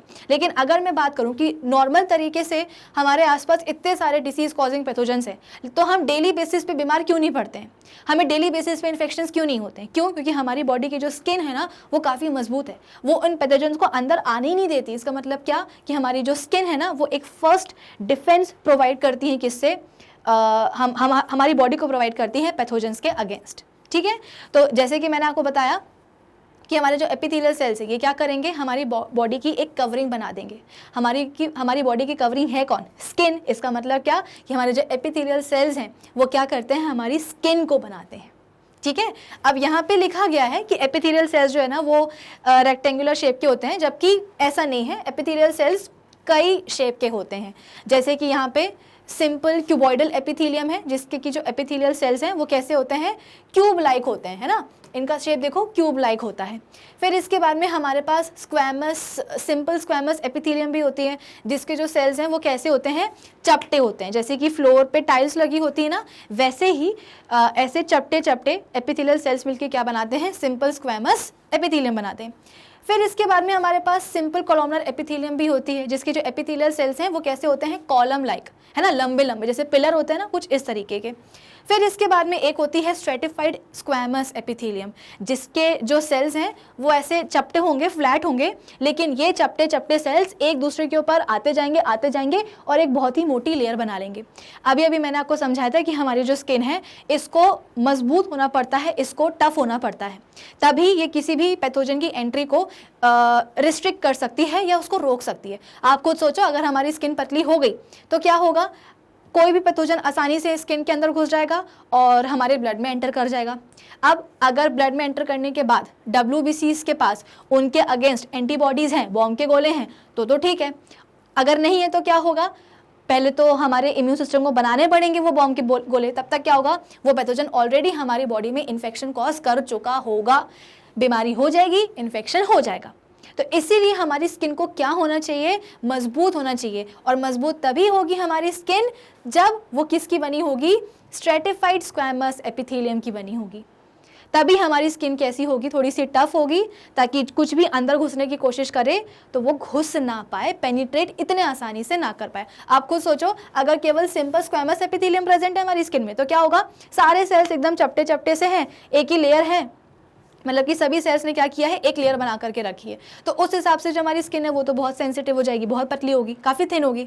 हमारी स्किन को थिक होना पड़ेगा, और थिक होने के लिए हमारी स्किन में क्या होगा, स्ट्रेटिफाइड स्क्वैमस एपिथेलियम, कि एक के ऊपर एक क्या करा है, स्क्वैमस एपिथेलियल सेल्स ने लेयर बनाई है, ताकि एक अच्छी खासी मोटी लेयर बन गई है, और यही मोटी लेयर क्या करेगी, हमारी स्किन को बनाएगी। आई बात समझ में? तो चलो, यहाँ पे मैंने आपको एपिथेलियल सेल्स की जो डिफरेंट पॉसिबल शेप्स हैं वो मैंने आपको बता दिए हैं, ठीक है। फिर इसके बाद में यहाँ पे क्या है, रेड ब्लड सेल्स। तो हमारे जो रेड ब्लड सेल्स होते हैं वो स्फेरिकल होते हैं शेप में।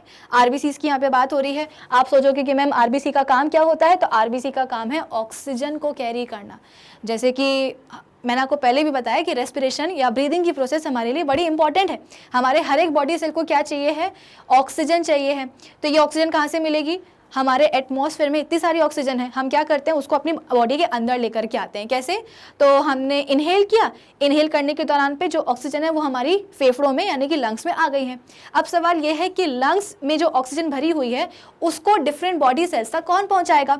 तो हमें कोई ऐसा बंदा चाहिए है, कोई ऐसा हिस्सा चाहिए हमारी पार्ट का, हमारी बॉडी का, जो कि जिसका जो कनेक्शन है ना वो ऑलमोस्ट बॉडी के सभी पार्ट्स के साथ हो, या बॉडी के जितने भी सेल्स हैं उन सभी सेल्स के साथ क्या हो, उसका कनेक्शन है।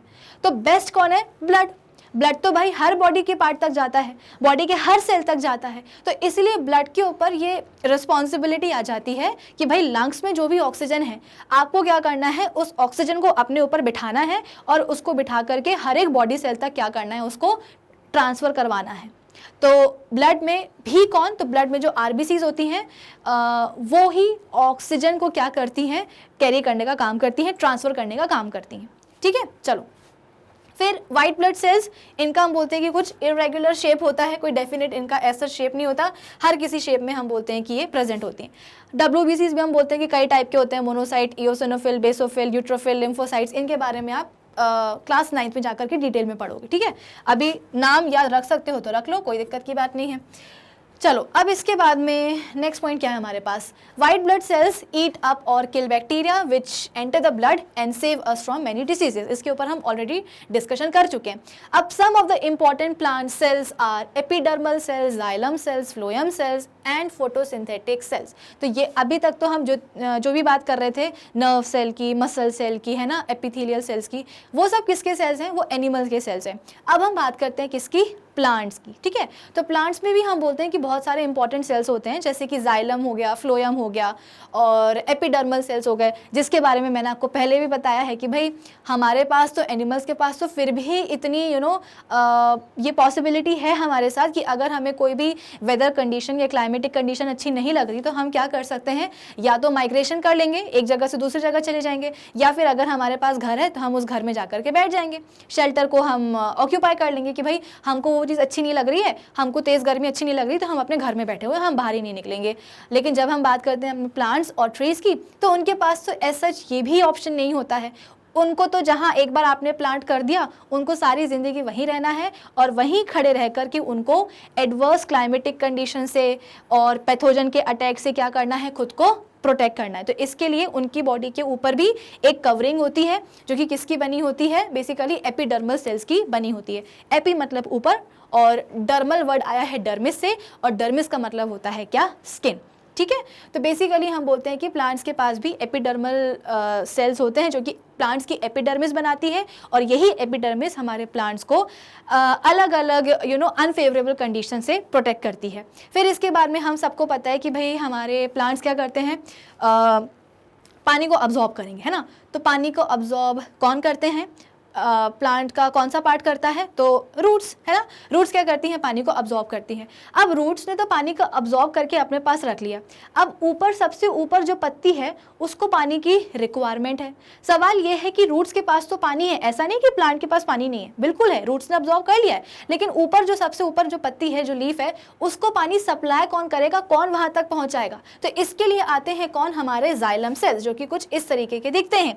ये जाइलम सेल्स क्या करते हैं, पानी का कंडक्शन कराते हैं, है ना। तो रूट्स ने जितना भी पानी अब्जॉर्ब करना है और जितने भी पानी की उसको रिक्वायरमेंट है उतना वो अपने पास रखेगी। बाकी हमारे प्लांट की जो डिफरेंट पार्ट्स है, जहाँ जहाँ पानी की रिक्वायरमेंट है, वहाँ वहाँ ये बोलेगी कि हाँ आप हमारे थ्रू लेके जा सकते हो। तो कौन लेकर के जाएगा, तो यही हमारे जाइलम सेल्स। ठीक है, फिर इसके बाद में हमारे प्लांट्स खाना भी तो बनाते हैं अपना खुद का। तो हमने बोला कि ग्रीन लीव्स ने क्या किया है, खाना बना दिया है, उनने ग्लूकोज बना दिया है। अब सवाल ये है कि अब ये जो प्लांट का खाना बना है, इसकी ज़रूरत है, किसको ज़रूरत है, तो रूट्स को ज़रूरत है। सवाल ये है कि पत्तियों में जो खाना बना है वो रूट्स तक कौन सप्लाई करेगा, तो इसके लिए होते हैं हमारे पास क्या, फ्लोएम सेल्स। ठीक है, ये फ्लोएम सेल्स क्या करते हैं, ये खाने का कंडक्शन कराते हैं। तो जाइलम सेल्स कराते हैं पानी का कंडक्शन और फ्लोएम सेल्स करवाते हैं फूड का कंडक्शन। जाइलम सेल्स की खास बात यह है कि यहाँ पे वन वे कंडक्शन होता है, क्योंकि भाई रूट्स ने पानी अब्जॉर्ब करना था, उनने कर लिया, जितनी उनको रिक्वायरमेंट थी उतना उनने अपने पास रख लिया। अब जो बचा हुआ पानी होगा वो जाइलम क्या करेंगे, सिर्फ एक डायरेक्शन में नीचे से ऊपर की तरफ, यानी कि ऊपर जो प्लांट के पार्ट्स हैं वहां तक पानी का कंडक्शन कराएंगे। तो जाइलम सेल्स में हम बोलते हैं कि वन वे कंडक्शन होता है पानी का। लेकिन जब हम बात करते हैं फ्लोएम सेल्स की, तो यहाँ पे टू वे कंडक्शन भी हो सकता है। कैसे, आप खुद ही सोचो, जैसे कि इस लीफ ने क्या किया है, खाना बनाया है, ठीक है। अब नीचे हम बोलते हैं कि रूट्स हैं और इस रूट को खाने की ज़रूरत पड़ गई है, ऊपर हम बोलते हैं कि एक ब्रांच है, ठीक है, इस ब्रांच को हम बोलते हैं कि खाने की ज़रूरत है। तो क्या होगा, जो फ्लोएम होगा, ये फ्लोएम हम बोलते हैं कि इस खाने को नीचे भी लेकर के जाएगा और ऊपर जो ब्रांच प्रेजेंट है, ब्रांच के पास भी खाना लेकर के जाएगा। तो फ्लोएम सेल्स में हम बोलते हैं कि टू वे कंडक्शन होता है, लेकिन जाइलम में वन वे कंडक्शन होगा। ठीक है, चलो नेक्स्ट क्या है कि the epidermal cells form a layer around the plant organs and protect the cells below from injury. और जैसे कि मैंने आपको पहले भी बताया कि जैसे जैसे प्लांट की ग्रोथ होती है वैसे वैसे इस एपिडर्मिस में सर्टेन चेंजेस होते हैं। जब एक वुडी ट्री बन जाता है तो उस वुडी ट्री में ये जो एपिडर्मिस है इसको रिप्लेस कर दिया जाता है किससे, मेरिस्टेम से। और फिर यही मेरिस्टेम क्या बनाती है, सेल्स की लेयर बनाती है। इन सेल्स के ऊपर सुबरेन का डिपॉजिशन हो जाता है, जिसके कारण ये सेल्स मर जाते हैं और मरने के बाद इन सेल्स की लेयर को हम क्या कहते हैं, हम कहते हैं कॉर्क। याद आया कि नहीं आया, इसी चैप्टर में हमने पढ़ा है। फिर क्या है, ये वाली चीज़ तो हम पढ़ चुके हैं। आगे, xylem cells are the tube like plant cells having thick and strong walls which carry water and mineral salts from roots of the plants to its leaves। तो roots से जो भी mineral salts और पानी absorb हुआ है उसको पत्तियों तक ले जाने का काम किसका होता है, जाइलम सेल्स का होता है। ट्यूब लाइक होते हैं और सेल वॉल, मतलब जो वॉल होती है वो काफ़ी थिक होती है। फ्लोएम सेल्स की अगर हम बात करें तो ये भी ट्यूब लाइक प्लांट सेल्स होते हैं जिनकी वॉल्स कंपैरेटिवली थिन होती है और ये क्या करते हैं, पत्तियों में जो भी खाना बना है उसको प्लांट के डिफरेंट पार्ट्स तक सप्लाई करेंगे। द फोटोसिंथेटिक सेल, अब फोटोसिंथेटिक सेल, भाई अगर मैंने बोला कि लीव्स ने खाना बना लिया तो लीव्स ने खाना कैसे बनाया, क्योंकि लीव्स के पास प्रेजेंट है कौन, फोटोसिंथेटिक सेल्स। ऐसे सेल्स जिनके पास क्या होता है, क्लोरोप्लास्ट होता है। क्यों, क्योंकि हमको पता है कि क्लोरोप्लास्ट में ही प्लांट का खाना सिंथेसाइज होता है। क्यों? क्योंकि क्लोरोप्लास्ट में जो क्लोरोफिल है ना, यही क्या करता है, सोलर एनर्जी को ट्रैप कर लेता है। तो फोटोसिंथेटिक जो हमारे सेल्स होते हैं प्लांट में, उनके पास क्लोरोफिल होता है और वहीं पे फूड का प्रोडक्शन होता है, सिंथेसिस होती है, जिसको हम फोटोसिंथेसिस कहते हैं। The mesophyll cells of leaves are the photosynthetic plant sales.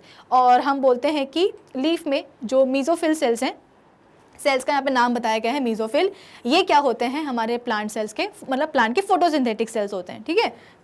फिर इसके बाद में these cells in the leaf of a plant are specially adapted for making food by photosynthesis. और इनका काम ही क्या होता है, खाना बनाना, फोटोसिंथेसिस करना, और कुछ नहीं।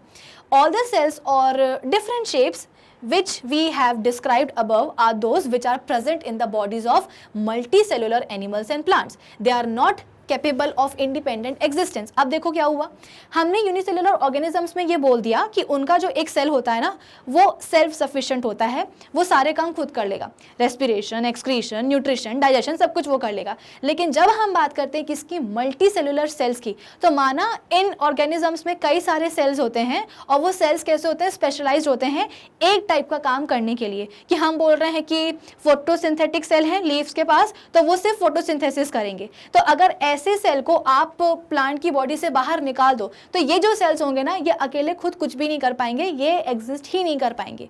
क्यों? क्योंकि इनका तो काम था क्या, केवल एक ही टाइप के फंक्शन को परफॉर्म करना। ये केवल उसी फंक्शन को परफॉर्म करने में स्पेशलाइज्ड होते हैं, इनके पास पीएचडी होती है सिर्फ एक ही टाइप के काम को करने के लिए। तो ऐसे जो सेल्स है ना, वो इंडिपेंडेंटली एग्जिस्ट नहीं कर सकते हैं, इनको बाकी जो सेल्स हैं उनके सपोर्ट की भी ज़रूरत होती है। अब आप खुद सोचो, हमारे जो पत्तियों के पास फोटोसिंथेटिक सेल्स हैं, ठीक है, मेसोफिल सेल्स जिसको हम बोल रहे हैं, वो तो रेडी हैं, उनके पास क्लोरोप्लास्ट है, वो रेडी है खाना बनाने के लिए। लेकिन खाना बनाने के लिए पानी भी तो ज़रूरी है ना। अब क्या हुआ, ये पानी कौन सप्लाई करेगा, ये पानी सप्लाई करते हैं हमारे जाइलम के सेल्स। तो अगर हम बोल रहे हैं कि जाइलम सेल्स जो है ना, हमने क्या करा है, प्लांट सेल से बाहर निकाल दिए हैं, कि इसकी क्या ज़रूरत है, रूट्स का काम है पानी को ऑब्जॉर्व करना, तो रूट्स ने पानी अब्जॉर्ब कर लिया है। मेसोफिल सेल्स का काम क्या है, लीफ में फोटोसिंथेसिस करना।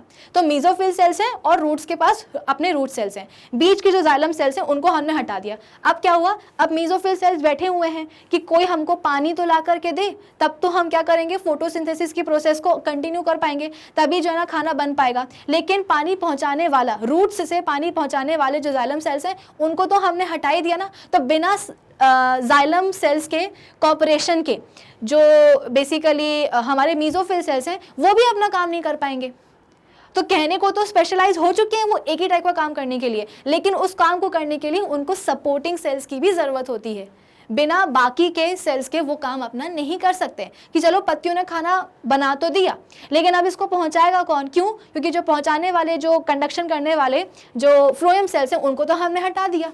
तो क्या होगा कि लीव्स खाना बना करके बैठी तो हैं, लेकिन उनको डिफरेंट प्लांट के पार्ट्स तक सप्लाई करेगा कौन? क्योंकि फ्लोएम सेल्स तो जा चुके हैं। तो बिना एक दूसरे के सपोर्ट के जो मल्टी सेलुलर ऑर्गेनिजम्स के जो सेल्स होते हैं ना, वो 100% एफिशिएंसी के साथ अपना काम नहीं कर पाते हैं।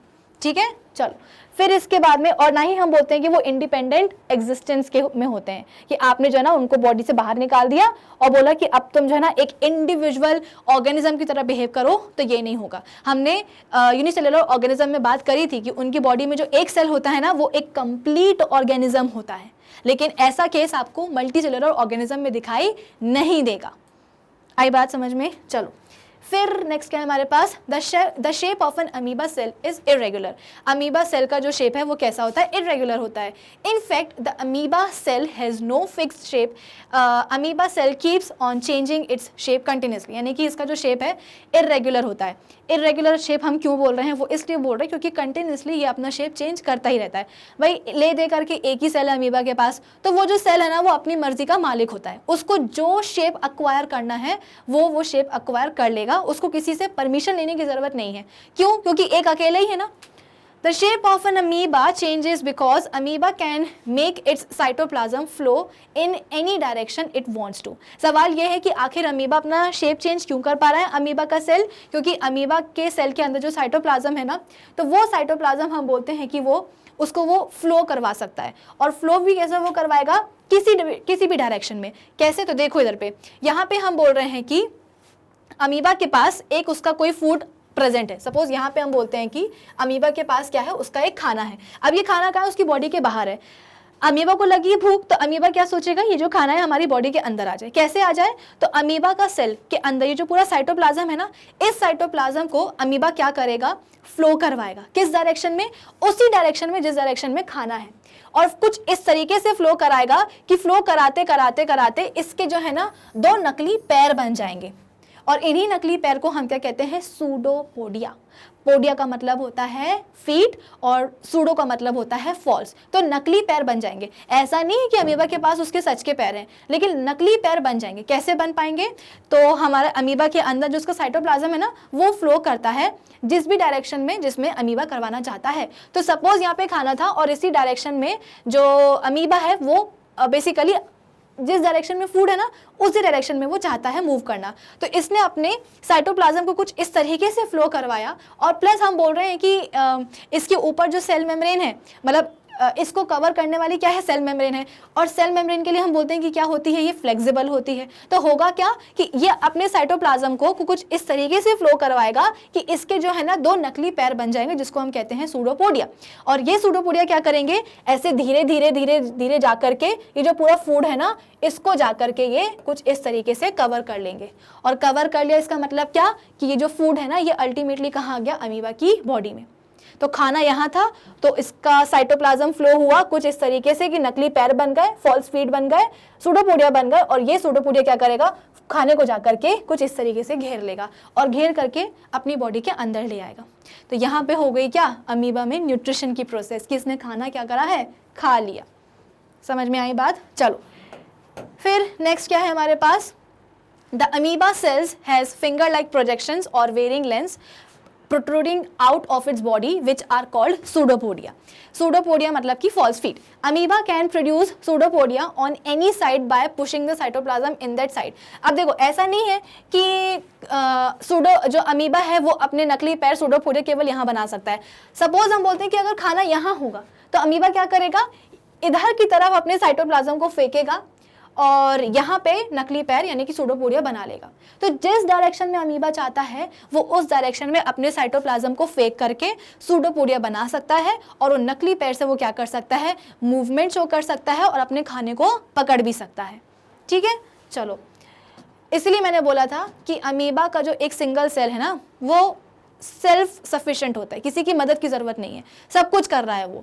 Amoeba can produce pseudopodia on any side by pushing the cytoplasm in that side. The pseudopodia appears and disappear when amoeba moves और feeds. For example, amoeba moves very slowly with the help of pseudopodia which keep on appearing and disappearing to make it move. ठीक है, तो कभी बनेंगे कभी नहीं बनेंगे, तो उस हिसाब से क्या होगा कि अमीबा धीरे धीरे धीरे धीरे आगे बढ़ता जाता है। फिर नेक्स्ट पॉइंट क्या है हमारे पास, amoeba also uses pseudopodia to capture और engulf the food particles from water in which it lives. जैसे कि मैंने आपको बताया कि इसी सूडोपोडिया की हेल्प से वो मूव भी करता है और अपने खाने को भी कैप्चर करता है।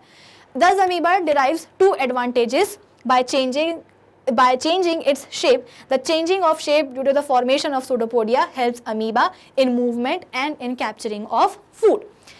अ वाइट ब्लड सेल, अब यहाँ पे हम बोलते हैं कि WBC की यहाँ पे बात आ रही है कि जो वाइट ब्लड सेल है WBC present in the human blood is another example of a single cell which can also change its shape. तो हमारे जो WBCs हैं, जैसे कि मैंने आपको बताया था कि उनका शेप कैसा होता है, इरेगुलर होता है। तो क्यों होता है इरेगुलर, क्योंकि वो अपना शेप चेंज करते रहते हैं। इस वजह से देखो यहाँ पे आपको दिखाई दे रहा होगा कि किस तरीके से ये जो खाना है ये कहाँ जा रहा है, अमीबा के अंदर जा रहा है। क्यों, क्योंकि इसका जो सूडोपोडिया है धीरे धीरे क्या करेगा, ये पूरे इस खाने को आकर के घेर लेगा।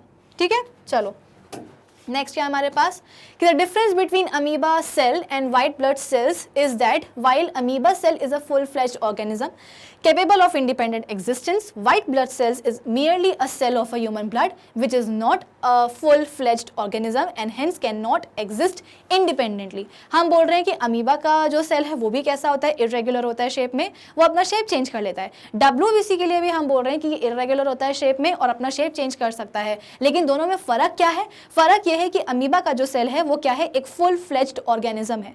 उसका जो सेल है ना वो एक पूरा का पूरा कंप्लीट ऑर्गेनिज्म कहलाएगा कि हाँ हाँ ये सेल है अमीबा का, तो ये क्या है, अमीबा ऑर्गेनिज्म है। लेकिन अगर हम अपने WBC की बात करें तो WBC क्या है, सिर्फ और सिर्फ ह्यूमन बॉडी का एकमात्र सेल है, वो इंडिपेंडेंट एग्जिस्टेंस के कैपेबल नहीं है कि आपने जो है ना WBC को छोड़ दिया है कि अब तुम रहो इंडिविजुअल ऑर्गेनिज्म बन करके, कि तुमको रेस्पिरेशन भी करना है, कि तुमको एक्सक्रीशन भी करना है, तुमको रिप्रोडक्शन भी करना है, तुम्हें सब करना है। WBC वो चीज़ नहीं कर पाएगा। कौन कर पाएगा, अमीबा का cell. It can exist only inside the blood. कौन, तो हमारे बेसिकली जो WBC हैं उसकी यहाँ पे बात हो रही है कि जो हमारे WBCs होते हैं वो सिर्फ हमारी बॉडी के अंदर ही एग्जिस्ट कर सकते हैं, हमारे ब्लड में ही एग्जिस्ट कर सकते हैं।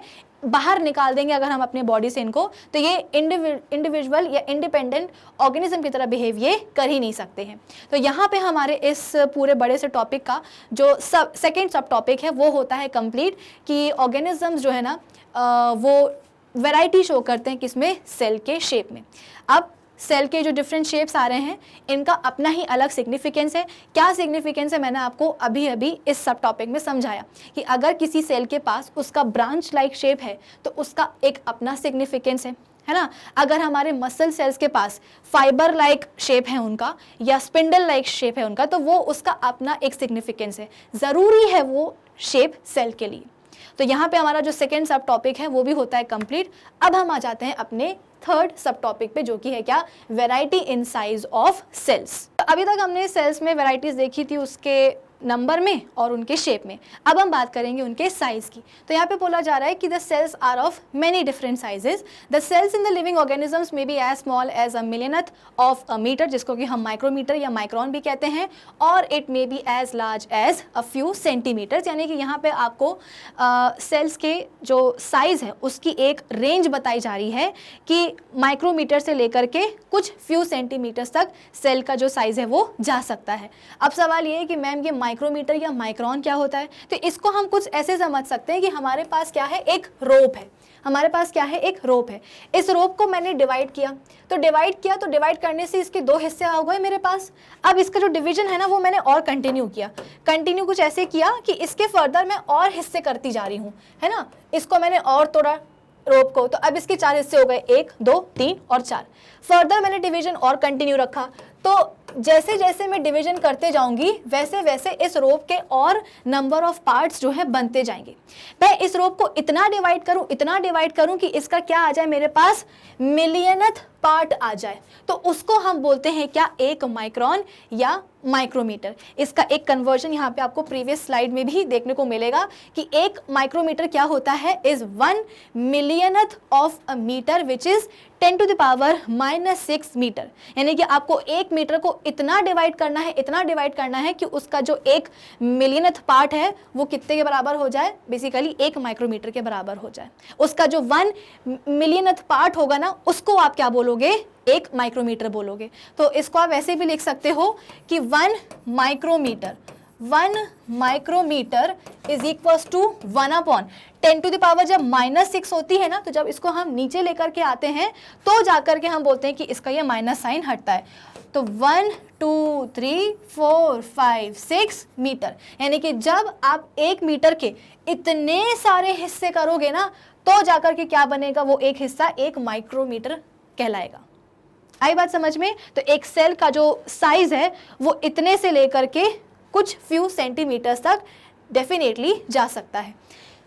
However, most of these cells are extremely small in size or microscopic and hence cannot be seen with the naked eyes।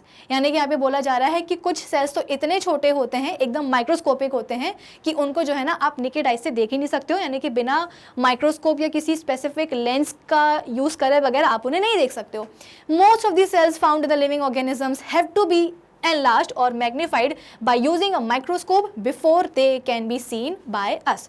तो आपको डेफिनेटली एक माइक्रोस्कोप वगैरह या ऐसा कुछ यूज़ करना ही पड़ेगा, तब जाकर के आपको उनकी एक मैग्नीफाइड या एनलार्ज्ड इमेज दिखाई देती है।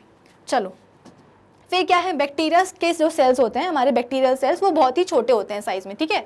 The bacteria cells have a length of 0.1 micrometre 2.5 micrometre, यानी कि 1 माइक्रोमीटर से भी छोटे होते हैं हमारे जो बैक्टीरियल सेल्स हैं। मैंने आपको बताया ना कि हमारे आसपास इतने सारे डिसीज कॉजिंग पैथोजेंस हैं, माइक्रो ऑर्गेनिजम्स है, बैक्टीरिया है, हमें वो दिखाई नहीं देते। क्यों नहीं दिखाई देते भाई? जब इतनी छोटी साइज रहेगी, 1 माइक्रोमीटर से भी छोटी साइज रहेगी तो कैसे दिखाई देंगे? इनफैक्ट बैक्टीरिया माइकोप्लाज्म जो कि स्मॉलेस्ट सेल है, हैविंग द साइज और length of only 0.1 micrometre. 1 micrometre से भी हम बोलते हैं कि इतना छोटा है क्या? माइकोप्लाज्मा बैक्टीरिया का साइज।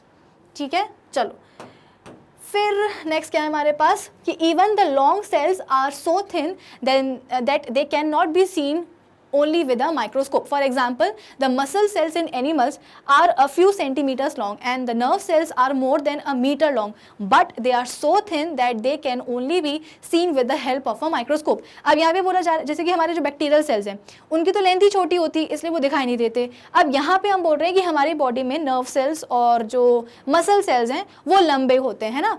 मसल सेल्स की अगर यहाँ पे बात करें तो उनकी जो लंबाई है वो फ्यू सेंटीमीटर्स तक जाती है। नर्व सेल की अगर हम बात करें न्यूरॉन की तो हम बोलते हैं कि 1 मीटर से भी ज़्यादा उनकी लंबाई हो सकती है, लेकिन फिर भी ये हमको दिखाई नहीं देते। इनको जब आप माइक्रोस्कोप के नीचे रख करके देखोगे ना तो आपको लगेगा कि कुछ थ्रेड लाइक स्ट्रक्चर्स आपको दिखाई दे रहे हैं, प्रॉपर सेल तो आपको दिखाई तब भी नहीं देते हैं। तो यहाँ पे देखो कुछ इस तरीके से कि ये क्या है, एक मसल का एग्जाम्पल है। ठीक है, आप किसी भी एनिमल की मसल देखोगे तो आपको कुछ इस तरह की दिखाई देगी। अब हमने बोला कि इस मसल को बनाने वाले जो मसल सेल्स हैं वो तो फ्यू सेंटीमीटर्स लॉन्ग होते हैं, तो जब हमें कोई मसल दिखाई देगी तो उसके मसल सेल्स हमको क्लियरली विजिबल होने चाहिए। क्यों विजिबल नहीं होते हैं? जब आप इस सेम मसल को माइक्रोस्कोप के नीचे रख के देखोगे ना तो आपको यहाँ पे या आपको लंबे लंबे फाइबर्स दिखाई दे रहे हैं, कुछ इस तरह से आपको मसल फाइबर्स दिखाई देंगे। तो कहने को तो इस मसल को बनाने वाले जो फाइबर्स हैं वो काफ़ी मतलब लंबे हैं, फ्यू सेंटीमीटर्स लॉन्ग तक गए हैं, लेकिन फिर भी हमको नेकेड आई से दिखाई नहीं देते हैं। रीज़न क्या है? रीज़न ये है कि ये पतले इतने होते हैं ना कि अगर आप इनको देखोगे ना तो आपको सिर्फ पतले पतले कुछ ऐसे थ्रेड लाइक अपीयरेंस आपको दिखाई देगी, सेल आपको प्रॉपर्ली दिखाई नहीं देंगे। ठीक है, चलो अब इसके बाद में नेक्स्ट क्या है कि some of the cells are however big and can be seen easily with the naked eyes. The birds eggs are very large cells. अब ऐसा भी नहीं है, कुछ सेल्स इतने बड़े होते हैं कि आप उनको बिना किसी माइक्रोस्कोप या लेंस के देख सकते हो, जैसे कि चिड़ियों के अंडे। The each egg of the bird is a single cell. हर एक अंडा जो होता है चिड़िया का वो क्या है? एक सिंगल सेल है। फॉर एग्जाम्पल मुर्गी का जो अंडा है वो क्या है? एक सिंगल सेल है। The hence egg is quite big. अच्छा खासा बड़ा होता है भाई, उसको तो आप देख क्या, उसको तो हम खाते भी हैं। We can see the single cell called hen's egg with the naked eyes. फिर इसके बाद में the biggest cell which can be seen with the naked eyes is the ostrich का अंडा। सबसे बड़ा एग जिसको कि आप बिना माइक्रोस्कोप के या लेंस के देख सकते हो नेकेड आइज से, वो कौन सा है? ऑस्ट्रिच का अंडा। ऑस्ट्रिच खुद ही इतनी बड़ी बर्ड है तो उसका एग भी तो बड़ा ही होगा ना। The ostrich egg can be as much as 17 centimetres long which is 170 millimetres long, और यहाँ पे हम बोलते हैं कि इतने सारे माइक्रोमीटर्स लॉन्ग। तो 17 सेंटीमीटर्स तक हम बोलते हैं कि एक ऑस्ट्रिच का जो अंडा है, अपनी जो छोटी वाली स्केल होती है वो 15 सेंटीमीटर की होती है, उसको 2 सेंटीमीटर और बढ़ा दो तो इतनी लंबाई हो जाती है आराम से किसकी? ऑस्ट्रिच के एक अंडे की। ठीक है, चलो उसी अंडे से फिर एक नया जो ऑस्ट्रिच है वो आ सकता है, जनरेट हो सकता है। ठीक है, तो यहाँ पे आपको दिखाई दे रहा होगा ये क्या है? नॉर्मल चिड़ियों के अंडे हैं, और यहाँ पे एक कंपैरिजन किया जा रहा है ऑस्ट्रिच के अंडों का और मुर्गी के अंडे के बीच में। ठीक है, तो ये एक छोटा सा नॉर्मल मुर्गी का अंडा है, और ये देखो ये है क्या? ऑस्ट्रिच का अंडा, जिसकी साइज हम बोल रहे हैं, लेंथ हम बोल रहे हैं कितनी होती है? 17 सेंटीमीटर्स तक की आराम से होती है। ठीक है, चलो फिर अब नेक्स्ट क्या है हमारे पास कि in the human body some blood cells are the smallest and the nerve cells are the longest. The sizes or the lengths of some of the common cells are given below. We are giving the lengths. अच्छा, यहाँ पे देखो कुछ नाम है sales के और उनकी रिस्पेक्टिव साइज है, लेंथ है बेसिकली। तो यहाँ पे हमारे पास क्या है? माइकोप्लाज्मा बैक्टीरिया है, तो इसका जो साइज है जैसे कि मैंने अभी आपको बताया था 0.1 माइक्रोमीटर है, 1 माइक्रोमीटर से भी छोटा। फिर हमारे रेड ब्लड सेल्स आरबीसीज, इनका साइज़ कितना है? 9 माइक्रोमीटर है। फिर इसके बाद में हमारे जो लिवर सेल्स हैं उनका साइज़ कितना है? तो 20 माइक्रोमीटर है। फिर अगर हम बात करेंगे एक ह्यूमन एग की, ठीक है, तो उसका साइज़ कितना है? 100 माइक्रोमीटर है, यानी कि 0.1 मिलीमीटर है। अगर हम बात करेंगे हमिंग बर्ड के अंडे की तो इसका साइज़ कितना है? 13,000 माइक्रोमीटर, यानी कि 13 बेसिकली यहाँ पे क्या आएगा, ये मिलीमीटर होगा, ठीक है। हाँ, 0.1 ये mm मतलब कि मिलीमीटर होता है, और माइक्रोमीटर को हम म्यू और m से रिप्रेजेंट करते हैं, ठीक है। तो माइक्रोमीटर मतलब कि म्यू m और मिलीमीटर मतलब कि स्मॉल m। फिर इसके बाद में मुर्गी का जो एक अंडा है, माइक्रोमीटर में उसका साइज कितना है 60,000 माइक्रोमीटर, और मिलीमीटर में हम बोलते हैं कि 60 मिलीमीटर। और ऑस्ट्रिच का जो अंडा है वो यहाँ पे हम बोल रहे हैं कि मिलीमीटर में कितना है 170 मिलीमीटर है, और लेंथ में मैंने आपको बता दिया ना 17 सेंटीमीटर। तो कुछ इस तरीके से आपको एक कंपैरेटिव एनालिसिस यहाँ पे बताया जा रहा है कि कौन से अंडे जो है ना उनकी रिस्पेक्टिव साइज़ कैसी है। तो आप एक ऑस्ट्रिच के अंडे को कंपेयर कर सकते हो किसके साथ, बैक्टीरिया के माइकोप्लाज्मा बैक्टीरिया के साथ, कि माइकोप्लाज्मा जो बैक्टीरिया है उसका जो एक सेल है वो कितना ज़्यादा छोटा हो सकता है ऑस्ट्रिच के एक अंडे से। कहने को इसका भी एक अंडा है और इसका भी एक, हम बोलते हैं कि सेल है, मतलब ये भी एक सेल है, ये भी एक सेल है, लेकिन दोनों में साइज़ का डिफरेंस देखो कितना ज़्यादा है, ठीक है। फिर इसके बाद में क्या है हमारे पास कि we have just studied that the biggest cell is the egg of an ostrich bird, जिसका जो साइज़ है वो हम बोलते हैं कि 170 मिलीमीटर्स होता है लॉन्ग और 130 मिलीमीटर्स वाइड होता है। So we can say that the biggest cell is the egg of an ostrich and it measures about 170 millimetre into 130 millimetre. तो सबसे बड़ा सेल कौन सा होता है, ऑस्ट्रिच का अंडा। If we use the unit of centimeters, we can say that the ostrich egg measures 17 centimetre into 13 centimetre. तो जो भी आपको यूनिट याद रह सकती है, मिलीमीटर में, सेंटीमीटर में, जो भी आप उसमें याद कर सकते हो, ठीक है। The size of cells has no relation with the size of the body of an animal। अच्छा, एक चीज़ और है कि ये कोई बात नहीं हुई कि अगर किसी ऑर्गेनिज्म की बॉडी में नंबर ऑफ या सेल्स का जो साइज़ है वो छोटा है तो वो ऑर्गेनिज्म भी कैसा होगा, वो छोटा होगा, ऐसा ज़रूरी नहीं है ना। तो यहाँ पे वही बोला जा रहा है कि the size of the cells has no relation with the size of the body of an animal या फिर प्लांट, कि अगर किसी ऑर्गेनिज्म की बॉडी में छोटे सेल्स हैं तो वो ऑर्गेनिज्म भी छोटा होगा, अगर बड़ा है उसकी बॉडी में सेल तो वो ऑर्गेनिज्म भी बड़ा होगा। Now elephant is a very big animal where is rat is a quite small animal.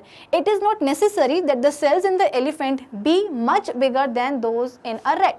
The size of a cell is related to its function.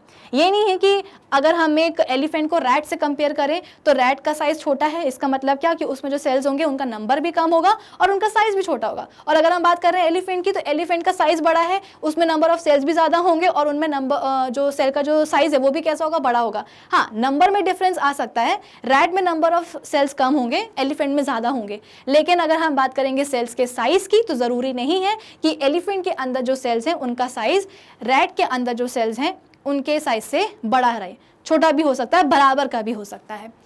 तो जो साइज ऑफ अ सेल है वो उसके फंक्शन से related होता है, ठीक है, ऑर्गेनिज्म के साइज से नहीं। For example the nerve cell both in elephant and rat are long and branched. अब देखो यहाँ पे हम बोल रहे हैं कि सेल का जो साइज है वो उसके फंक्शन से रिलेट कर सकता है। यहाँ पे हम बोल रहे हैं कि एलिफेंट और रैट के अंदर जो उसके नर्व सेल्स होते हैं दोनों ही लंबे होते हैं, दोनों ही ब्रांच्ड होते हैं। They perform the same functions of transmitting messages in the form of electrical impulses। और दोनों में ही जो न्यूरॉन्स है उनका काम क्या है, इम्पल्सेस को या बेसिकली मैसेजेस को ट्रांसमिट करना, है ना। ये नहीं कि अगर इम्पल्स ये हमारे जो नर्व सेल्स हैं अगर वो रैट में प्रेजेंट हैं तो रैट में जाकर के उनका काम कुछ अलग हो जाएगा, फंक्शन सेम ही रहेगा। क्लियर है आप सभी को इतना? तो आज के सेशन के लिए बस इतना ही। आज के सेशन में हमने कई सारी चीज़ें पढ़ ली हैं एक साथ, है ना। हमने तीनों की तीनों सब टॉपिक्स को एक मेन टॉपिक के अंदर डाल करके हमने पढ़ लिया है। तो आई होप आज के सेशन में हमने जो भी बातें करी हैं सबको समझ में आ गई होंगी। अब इस चैप्टर का एक और आई गेस छोटा सा टॉपिक बचा है, उसको हम कवर कर लेंगे अपने नेक्स्ट सेशन के अंदर, ठीक है। तब तक आप क्या करेंगे, हमारी जो ऑफिशियल वेबसाइट है ना magnetbrains.com, उसको आप विजिट कर लीजिएगा। कैसे विजिट करोगे, तो गूगल पे जाओगे, टाइप करोगे magnetbrains.com, उसको क्लिक करोगे, सर्च करोगे तो आपके सामने आ जाएगी हमारी ऑफिशियल वेबसाइट। उसको जैसे ही आप खोलोगे तो आपके सामने आएगा ये वाला page, the magnet brains education platform. इस पेज को जब आप और स्क्रॉल करोगे तो आपके सामने यहाँ पे ऑप्शन आएगा एक्सप्लोर टॉप कोर्सेज, जहाँ पे आपको क्लास 12 से लेकर के क्लास 1 तक के सभी कोर्सेज होंगे अवेलेबल। अब सपोज आपको क्लास 8 की साइंस देखनी तो आप क्या करोगे, क्लास 8 पे जाकर के क्लिक करोगे। जैसे ही क्लिक करोगे आपके सामने आ जाएगा क्या, class 8 science video tutorial by Vibhuti Khare. यहाँ पे आपको सभी चैप्टर्स की जितने भी वीडियोस अभी तक हमने बना लिए हैं या चल रहे हैं वो सभी के सभी वीडियोस आपको प्रॉपरली एकदम सीक्वेंस में अरेंज्ड मिल जाएंगे। सपोज आपको चैप्टर 1 देखना है क्रॉप प्रोडक्शन एंड मैनेजमेंट, यहाँ पे उसके 14 लेक्चर्स दिए गए हैं। आप इसको क्लिक करोगे, टैप करोगे, जैसे टैप करोगे आपके सामने इस चैप्टर का जो फर्स्ट लेक्चर है इंट्रोडक्शन वाला वो खुल जाएगा। तो इस तरीके से आप बाकी के सभी चैप्टर्स देख सकते हो, सभी लेक्चर्स देख सकते हो। तो यूट्यूब पे आपकी जो कंप्लेंट होती है ना कि मैम आपके सब्जेक्ट की प्लेलिस्ट ही नहीं मिल रही है, मिल भी रही है तो उसमें जो वीडियोस का सीक्वेंस है वो गड़बड़ है, हमें समझ में नहीं आ रहा है, कन्फ्यूजन हो रही है, तो ऐसे यहाँ पे हमारी ऑफिशियल वेबसाइट को जब आप विजिट करोगे तो यहाँ पे ऐसी कोई भी कन्फ्यूजन नहीं होगी। यहाँ पे आपको सभी चैप्टर्स के जो वीडियो लेक्चर्स हैं एकदम प्रॉपरली सीक्वेंस में अरेंज्ड मिलेंगे, प्लस यहाँ पे सभी टॉपिक्स के होंगे नोट्स भी available. So do visit our official website, यही वाली magnetbrains.com. Till then, keep learning with Magnet Brains. Thank you for watching.